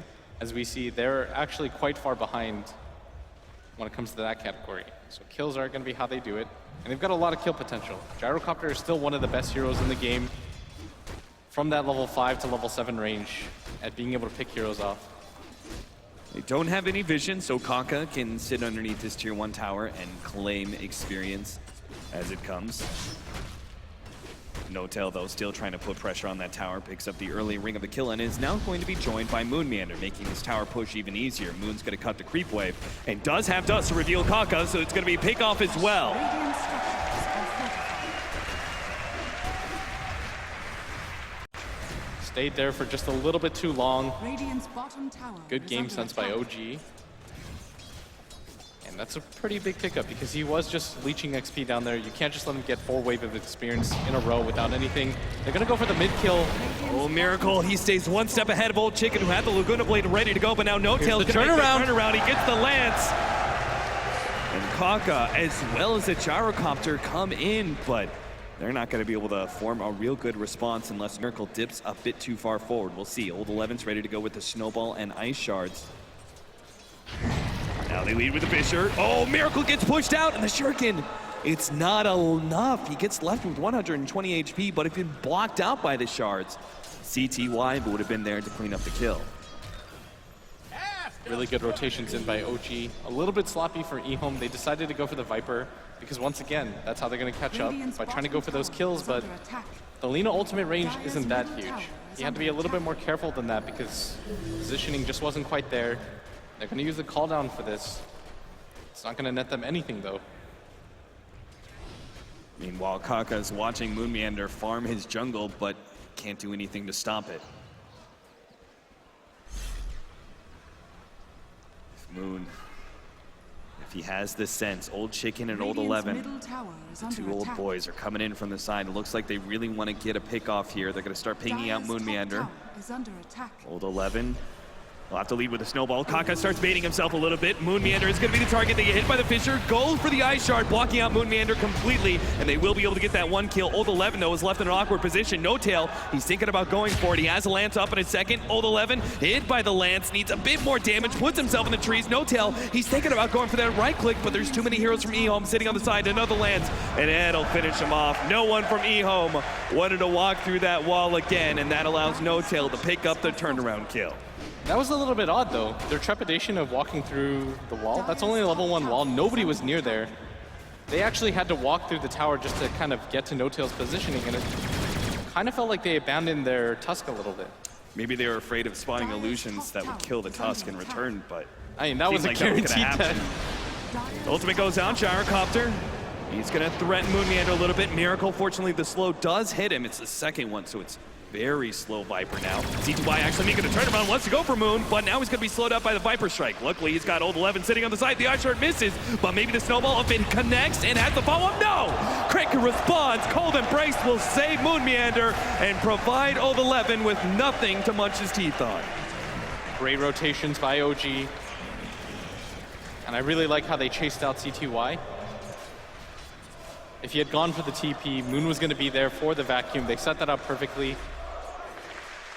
The Tusk is going to be the one that dies for EHOME. And unfortunately for them, their Lina is quite underfarmed right now. Doesn't even have the Yule Scepter. It's 11 minutes in. Isn't all the way there. And No-Tail is 3-0-1 with 60 CS as this position 1 Phantom Lancer. An insane amount of farm, and you have to wonder, when is EHOME actually going to be able to come online with their lineup? They've got this very 15 to 25 minute where they have so much firepower during that period of time, but OG, if they have enough of a net worth advantage, they don't even need to fight EHOME. Even when it comes to objectives, they can just rely on the late game of the Phantom Lancer. And that is a hero that they have a lot of options though. They've got the Earthshaker Echo Slam, the Gyrocopter Call Down in Black, the Lina's AoE abilities too. True. But it's more the fact that once all 3 cores get online like they have so far, when it comes to CS, OG are going to be quite strong in the mid game. Miracle, is that his mech flying in? Yep. It sure is. The 2-man smoke from EHOME is going to be a bit too late. Even if they do catch the Viper while he's farming, that mech actually may provide enough of a turnaround that no one from OG dies. We'll see what happens. Crit does have his Winter's Curse as well. They're going to go for a 2-man smoke of their own. And EHOME, they did spot it out. Yeah, this is going to be a really critical fight for them. They can't afford to lose this mid tower or either of these heroes. Their cores are already slowed down enough. Kaka does have the track. This could be a really nice turnaround. It a little bit. They have the Fisher laid out. Winter's Curse on Old Chicken, but the snowball comes in through from behind. They're going to take out Black first. Now the Gyrocopter ultimate hits on 3. Old Chicken, though, gets taken out by No-Tail, but CTY here to make clean up an L2, but he's got a TP away. No-Tail's just too damn powerful, but he can't anything out. He makes the TP away, but it doesn't complete, and now they're going to be able to get Kaka as well. Chased down by zombies. Miracle hoping to be able to catch up as well, but OG, they're not going to continue their pursuit. Not worth it. They got 2 very critical kills. The mid of EHOME as well as the carry CTY. And they're still in a good position to put pressure on this tower. If OG hadn't gone in right at that moment, the Lina could have been a much bigger factor in that fight. And maybe EHOME turns that fight around even more. But they were so quick with their assault. OG realized, okay, we've just got to go for it. Kill the Lina. She does a disproportionate amount of damage to her HP right now. Only 815 for her. Miracle easily mopped her up. No-Tail's got 1,800 gold in the bank right now, so if he wants that early defusal, he'll have it soon. Moon, meanwhile, will have the mech. What? We've got potentially 2 mechs. All right, so what does Moon Meander go from here? Vlad's in a regular old buckler? Bit of miscommunication from OG, it seems. This is most likely going to be a pipe. Yeah. But they definitely didn't sync up on this. The Darkseer's probably just so used to getting the mech. Yeah. Because the Viper mid is still kind of rare. And it's hard to blame anybody here, because maybe it was the Viper's decision, and he should have been the one going for the stat items in this kind of game. Mm-hmm. Yeah, we've seen plenty of Vipers in this exact situation where you have a hero that goes the mech as well. He'll pick up S and Y and go more of a right-click stat build. Call down's going to get whiffed, but it's just meant to zone. But OG know with that call down on CD, they can actually push into the jungle if they really want to, or maybe go for a mid lane fight. Call down has proven to be pretty critical for EHOME. And they'll just be run over if they don't have that big AoE control. Yeah, without it available, I think this is quite a dangerous fight. And when you've only got one core that you have to worry about, which is most likely the Lina, you can just Winter's Curse her up, and the Gyrocopter doesn't do quite enough yet. So OG can kind of just ignore him once the call down misses. And when it comes to net worth, No-Tail's still firmly in the lead. The Viper is just behind him. The Gyrocopter's trying to catch up. The Lina's so far behind right now. Dire's bottom tower is under attack. Speaking of mechs, Old 11, he's got to be going a mech of his own to try and counteract the 2 different potential mechs on OG. He's already got the Arcane Boots headdress coming in. He'll look for the Guardian Greaves eventually, but Mood Meander, I'm sure, is just going to try and finish up that Glimmer Cape. He's only 200 gold away from it, and that'll be a big boost to survivability as EHOME has so much magic damage. He's just farming up the jungle, well aware that that small blunder has happened. Got it. Doesn't seem too concerned about it though. He's not really the focus of their lineup anyways, so I doubt it matters too much to him. At what point do EHOME start pushing for objectives? I mean, it's only 15 minutes in, so there's not too much of a rush. I think it's kind of impossible to go for objectives at top. Moon, he managed to dodge the ice shards. He's still going to be hit by the walrus punch, but it's not enough damage. And Old 11, he's underneath the tier 2 tower. They know he's going to be dead. That's why Crit is going to look for more. He managed to get the Winter's Curse on Akaka with the counter ward, and the land's coming out. They'll finish it off with a double kill for No Tail. And time again, EHOME's just getting frustrated at this point. OG willing to back up all of their heroes. EHOME, if you just look at their vision, every single time a hero pops up like that, they must just be saying to themselves, are they just sitting behind their cores? What's going on? Bottom tower is under attack. And this has got to be so frustrating for them because that should have just been a quick pick off. That was a track kill. Maybe they even get out of that, but even if it's just 1-1, it's okay. OG are making sure to protect this No Tail. Will be able to get away. No Tail's pretty much the only hero that can push out a lane solo just because he's got that doppelganger. Everyone else, it seems, is being protected. They don't want to give away any free track kills to EHOME.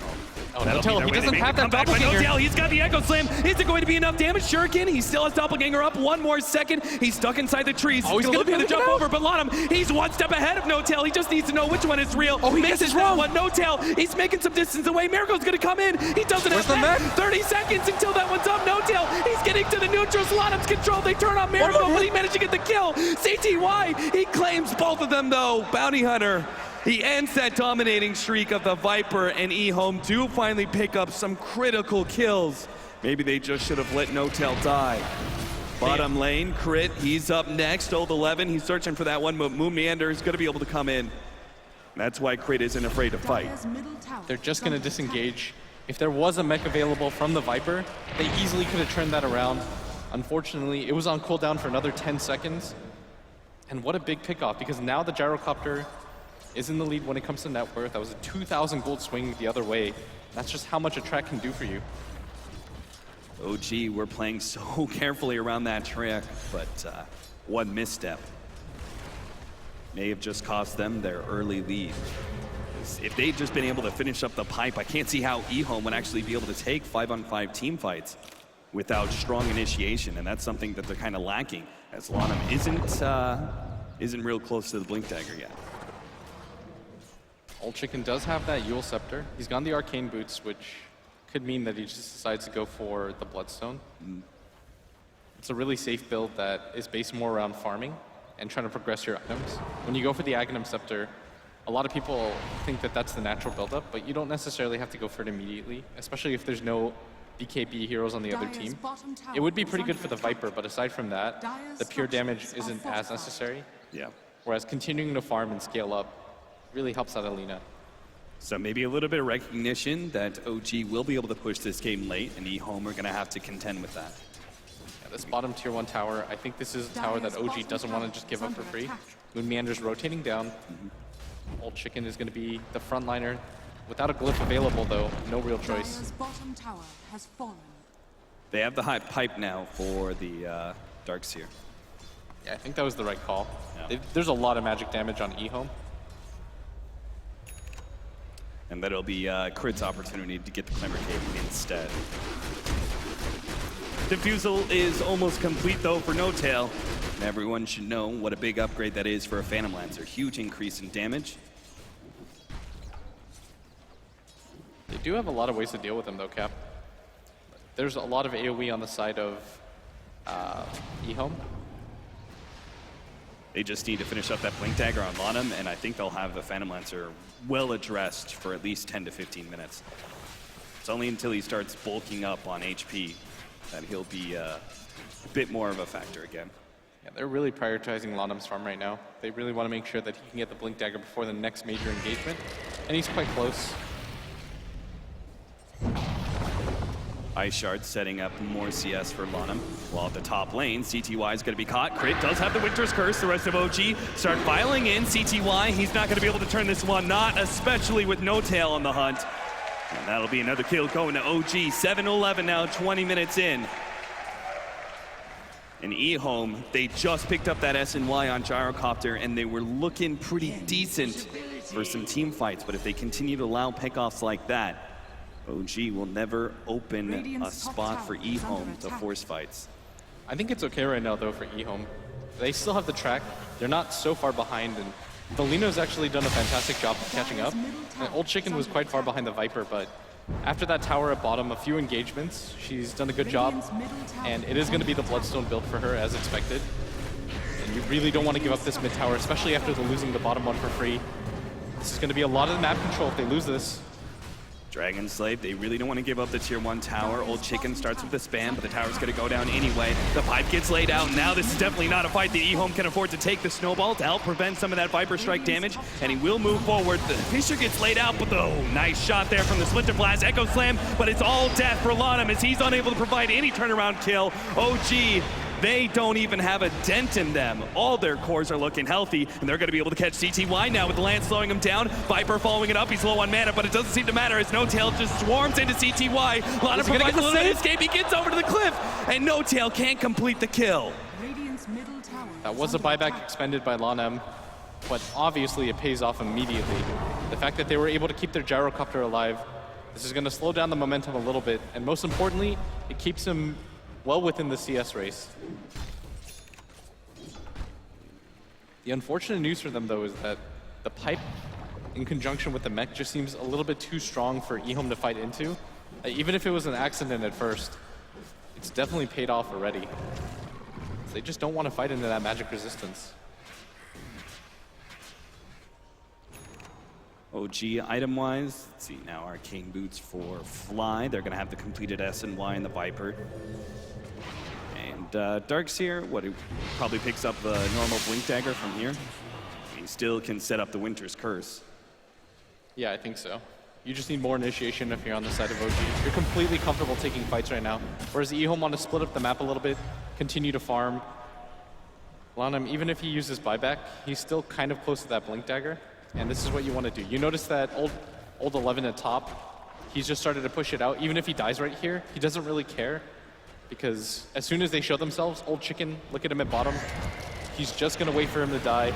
Yeah. This is one of those weird space-creating deaths that look kind of bad on paper, but you're giving up a lot of vision right now. This is 5 heroes that were committed for this kill. They immediately start rotating into the middle lane because they don't want to give up an objective, knowing that EHOME have found some space for themselves. But if they go middle, CTY is free to push out the bottom lane, as you said, so. Still, it's a pickoff that will allow them to take a tier 1 tower. And another kill for No Tail to be a part of. He is almost level 16 now. Dire's bottom tower is under attack. It's such a weird concept, space creation deaths. Because you know that the Darkseer, or not the Darkseer, but the Tusk is completely comfortable dying in that situation. Because look how much space that built up. They didn't even lose the tier 1 tower at top. They were able to farm up 2 different waves plus the neutrals for a little bit. And all it cost them was a Tusk. And they weren't going to fight that anyways. There's no way for them to fight that. They need the Blink Dagger on Lanham Dire's for bottom tower them is to be under able to do that. attack. Lanham almost getting caught here. Crit trying to get in range.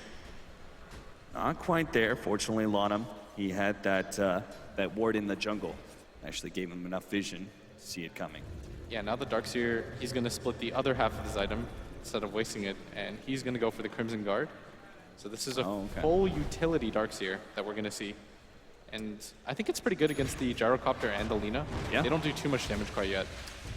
Full tank mode. It's very odd to see a Darkseer that doesn't have the Blink Dagger when you have that decent amount of AoE with the Winter Wyvern's Curse and even the Undying to follow it up. But if they could just tank through EHOME and every single bit of burst they have to throw at OG, it's not going to mean much, especially the Crimson Guard with this Phantom Lancer.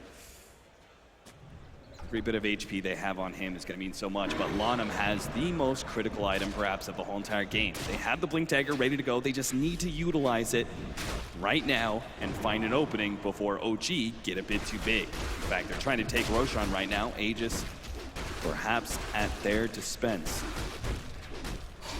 This is definitely the right maneuver for OG. The type of lineup that they have isn't 100% geared towards being able to get pickoffs. If you look at OG's lineup, there's nothing that can immediately blink in, catch somebody off guard. Oftentimes what they're waiting for is for crit to be able to get the Winter's Curse off to start fights. So they want to just force the issue as fast as they can. He's going to catch Old Chicken. Yeah, crit goes ahead. Winter's Curse, Old Chicken. All he can really do is commit Bloodstone Suicide, it seems. Putting that on cooldown for another 300 seconds. Yeah, there was absolutely no way out for him. Crit has the Tranquil Boots fast enough to catch up at that point. With 1 point of the Arctic Burn hit, it was enough to catch Lina.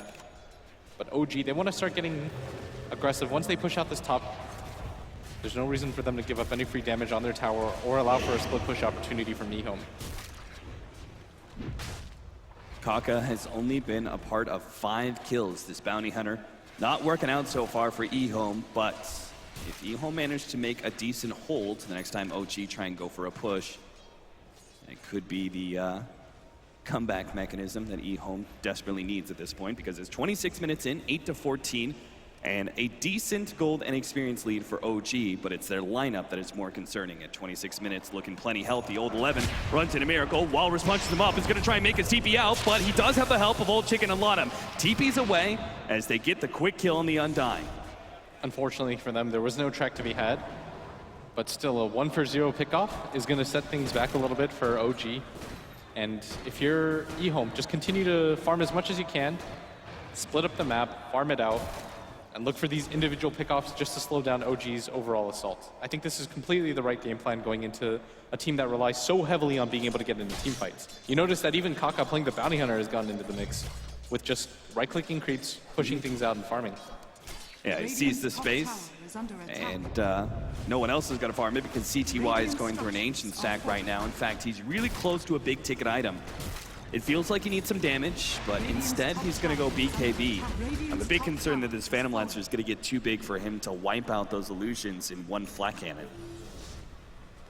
First tier 2, or the last tier 1 to stand at top is going to fall, and uh-oh, he's quite low. He's trying to get the BKB, gets it, but he'll die in the process. Oh, he's just going to die anyways. But that's a 10-second charge down, and now the little Huntling flies away as OG starts swarming in. They see blood. They're going to be able to find the rest of They've got EHOME. vision Lottom for this. blinks himself away, does lay out the Fisher, but it's not going to be enough. They catch both Lottom as well as Old Chicken. That's just not 1 kill, but it looks like it's going to be 3. No Tail going into the base, TP out, not successful for the Lina.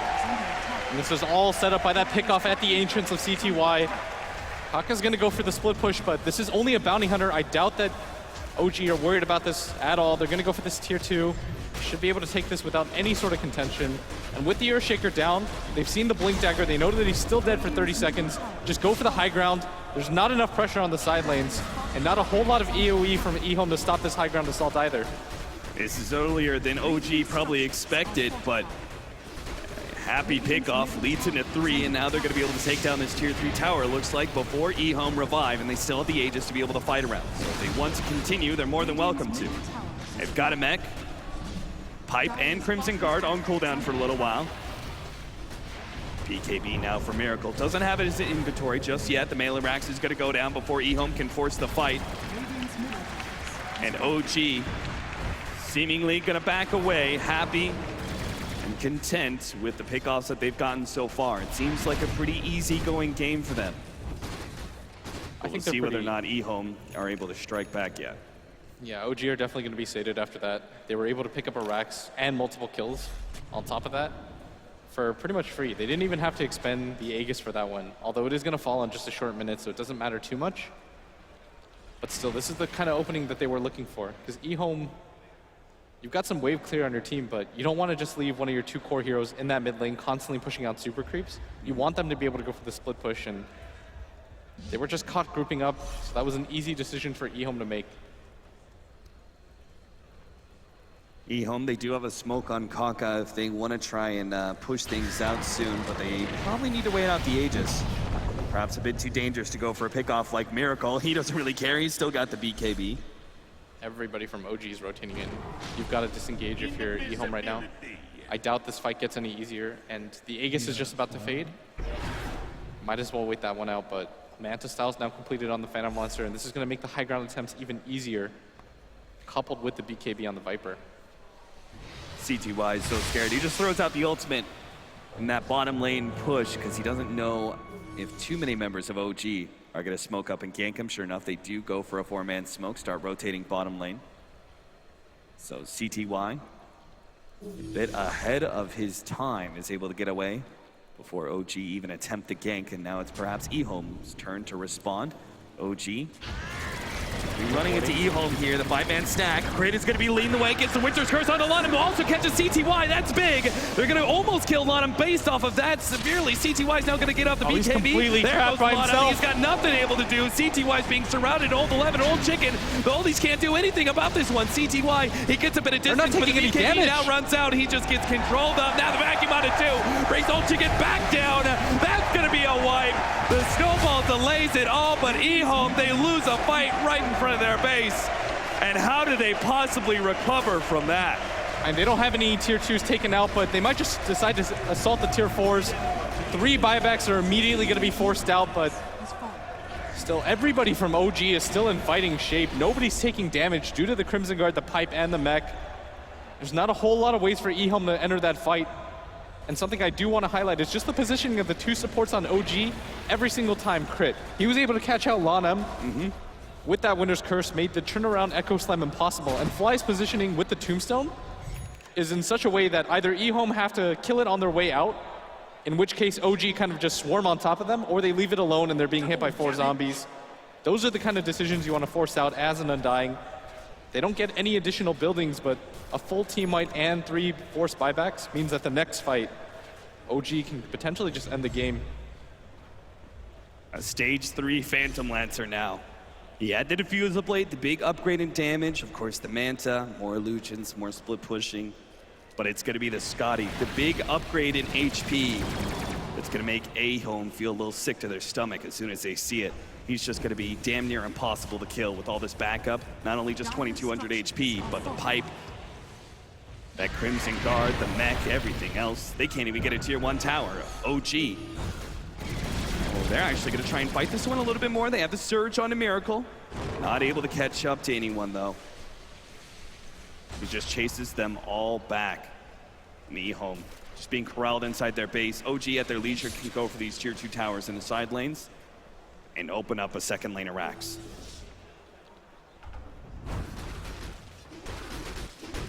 EHOME, last hope for China. They're desperately trying to stick together. They don't want to get isolated out. They're going to go for the smoke. But this is a bit of a YOLO maneuver. As if this doesn't pay off, the game could very well just end. All their buybacks are still on cooldown. They're making their way around the Roche pit, but everybody from OG are ready. They've even got the high ground. OG so disciplined to jump in. Nice doppelganger away from No Tail. Dodges the attempted gank. EHOME, they're now going to try and scramble out of here, but Crit, he's going to meet right up with Old 11. Gets the Winter's Curse onto 2, wall over the top. They are gone. And EHOME, they may even lose more. No Tail's going to find Old Chicken, the TP out. Easy. But OG, with 2 kills and a wave pushing in through the bottom lane, they'll take it tier 2. They'll push uphill. And if they're not met with any buybacks, they can easily just take another lane of racks. All you have to do is play discipline from here on out for OG. They can smell blood. They know that their core that was meant to come online so much later is already so strong at this point. As long as you don't overextend, OG's going to secure themselves a top 3 place. Is under attack. Miracle leading with the Fissure here. Old Chicken's damage, though. He's way too Such a tanky for this. and he doesn't even have an Aghanim, so it's not even like the Laguna Blade would come close to threatening Miracle at this point. And he's just healed right back up to full as the tier 3 tower now falls. And with everybody OG. coming back alive, you just run around, go for the Roshan. There's no fake back for this one. As you said, just play it as disciplined as possible, and OG are going to do exactly that. They are moments away from a guaranteed top 3. In time for them to challenge EG in that lower bracket finals. But first, they're going to go for that Roshan. Make sure they have every advantage they possibly can before they go for that second lane of racks. Yeah, there's no reason to risk it in a game like this. Not when you're about to take out EHOME. EHOME, they've got to expose racks. They're going to go for the smoke. They understand that going for the high ground defense against a team with a pipe, a Crimson Guard, and a mech just isn't possible, especially with the Phantom Lancer this farm. But this is going to be a last-ditch effort. And they're not even going to be able to get the Roshan in time. Moon Meander sitting on the front lines, too, ready to pop that incoming smoke. And EHOME are left just ineffective as another Aegis goes the way of OG. Miracle once again gonna get the surge, seeing if he can catch anybody, but EHOME, they're running out of opportunities now. This is such a rough position for them to be in. They wanted to fight before the Aegis popped. Just because of how farmed the Phantom Lancer already is, taking him out twice is quite the feat. They don't have the Aghanim Scepter completed on the Lina either, so the damage just isn't quite there for them yet. The Phantom Lancer even picking up a Blink Dagger, so they have a better way to initiate as well. Get on top of them. The final assault coming in from OG. It's the impossible hold for EHOME as they are down over 20,000, almost 25,000 gold, and OG, they have the extra life. They're gonna go for Miracle, trying to blow him up first. They bring him pretty low, but it's not quite enough. Oh, he's got the Mecha still. Turn around, he's got it on CTY. Miracle turns, he fights, he's got the mech. He doesn't care if he goes down. He's creating space for No Tail. He's already taken out the Earthshaker. He'll turn around on Old Chicken as well. 2 down, go for a third, and EHOME, they call it. That's all over. OG, guaranteed top 3 and their chance to take on Evil Geniuses in the lower bracket finals. They couldn't go big, so they're going home as EHOME get eliminated. They're gonna end 4th. A great showing by them, but OG, they keep their run alive. Fantastic play by them in every single lane. And the crowd hyped as all hell as OG make it a top 3 Western teams here at the first major. What a show by OG for an amateur team, going from bringing up Miracle, showing this new guy a competitive team all the way to the top. OG still have tomorrow though, and it's gonna be one hell of a feat if they could take on Evil Geniuses. That brings our last series to a close. Over to the analysts now to decipher OG's victory. Thank you very much, Capitalist and Blitz, and thanks to all of our commentators today for their insight and their commentary and their hype, of course, because it has been a cracking day of Dota 2. We're going to break down the final game of the day as OG celebrate a place in the top 3. Who'd have thought that at the start of the week when they were dumped down to the lower bracket best of ones? Incredible. Purge, it's been a phenomenal run for OG, and we know that although you were, unfortunately, not on the right side of the predictions today, I don't think you'll take anything away from OG. Yeah, not at all. They played amazing. I think they really solidified their style. They also can show that they can play completely standard. They all had really good performances on all their players and all their positions, and they've shown a variety of heroes that's going to be difficult to play against and difficult to pick against as well. One of those standout players was No Tail. 13-1 in game 1 and 10-1 in the third game as well. Combined 23 for 2 in 2 games. A great performance by him on the Phantom Lancer. I think we talked about this a few days ago, how him and Aggressive is similar in their play style, but that Aggressive was potentially the better player. I think No Tail just solidified that that's not the case. We saw it against CDC yesterday, and he just performed against EHOME as well now. Yeah. No one talks about crit though. As Winter Wyvern, I think, set up a lot of kills for him in the early game. I mean, we did nothing but talk about crit yesterday. That was his IO. When you weren't here. He played so good today, though. His Winter Wyvern game, how many times did he Arctic Burn into ulti? It was 5 times at least this game. He only had 1 death. He got a ton of assists, his Splinter Blasts, and his ultis were on point. I think the other interesting thing as well is that yesterday I saw a little bit of criticism about OG, and people were saying, nah, they just played cheese, they got lucky, blah, blah, blah. But actually today, in effect, they've shown they can play without that stuff and just play straight up really well against a really good team. They don't have to cheese. They definitely don't have to. It's just a really good trick up their sleeve. It's the same with Secret. Secret is obviously a world-class team, and they pick Huskar, and yeah, it looked a little abusive, but they adjusted the strat based on what they were playing against. Huskar's strengths, they exploited that, and it's not like they fall back on it every time, and OG showed they don't have to do that either. Okay, we're going to catch up with Fly right now, who I presume is very, very happy. Dakota, it's all yours. Here on the stage with Captain Fly of Team OG, overrated guacamole, my man. You have done it. You are now in the top 3. You just eliminated the last Chinese squad. It's going to be a Western trio here. I'm going to ask the obvious generic question, man. How does it feel? Feels great. I don't know. This is like amazing for me and for my team. There's no words that can describe this. Now, were you at all surprised after your series going against CDC and now coming to this one against EHOME that they allowed you guys not once but twice to go back for that Wisp Tiny duo? We weren't surprised. We know the Chinese have this thing about Wisp maybe not being a good hero. They're comfortable against it. And obviously they took game 1 and we thought, all right, they're going to give it to us again. But, you know, we're not going to make the same mistake twice. So we just went for it again and it worked. I had a friend who was really curious about this one. Your last game, I don't know if it was a mistake or not. It seemed like you guys had a couple of mechanisms going on there, but it seemed to work out. By the end, you had a pipe, you had a Crimson Guard, and you were just too durable. Was it actually an accident? What was going on there? Yeah, it was all planned. We knew we were going to go Crimson Guard, pipe, and Mick. No problem. Sure enough. All right. Fair. Now, this means that you might have your toughest challenge ahead of you. You're going to be going against the boys in blue. EG, I'm sure you guys are friends with some of them there. What are your impressions about having to take them on now? EG is a top team. They're very good, and I'm really happy to play them tomorrow. I think it's going to be great games no matter what. So, they've been great games already for me so far. Tal, again, congratulations. My 5th interview with you guys now. Let's hear it one more time for Team OG and Captain Fly. Congratulations. Brilliant.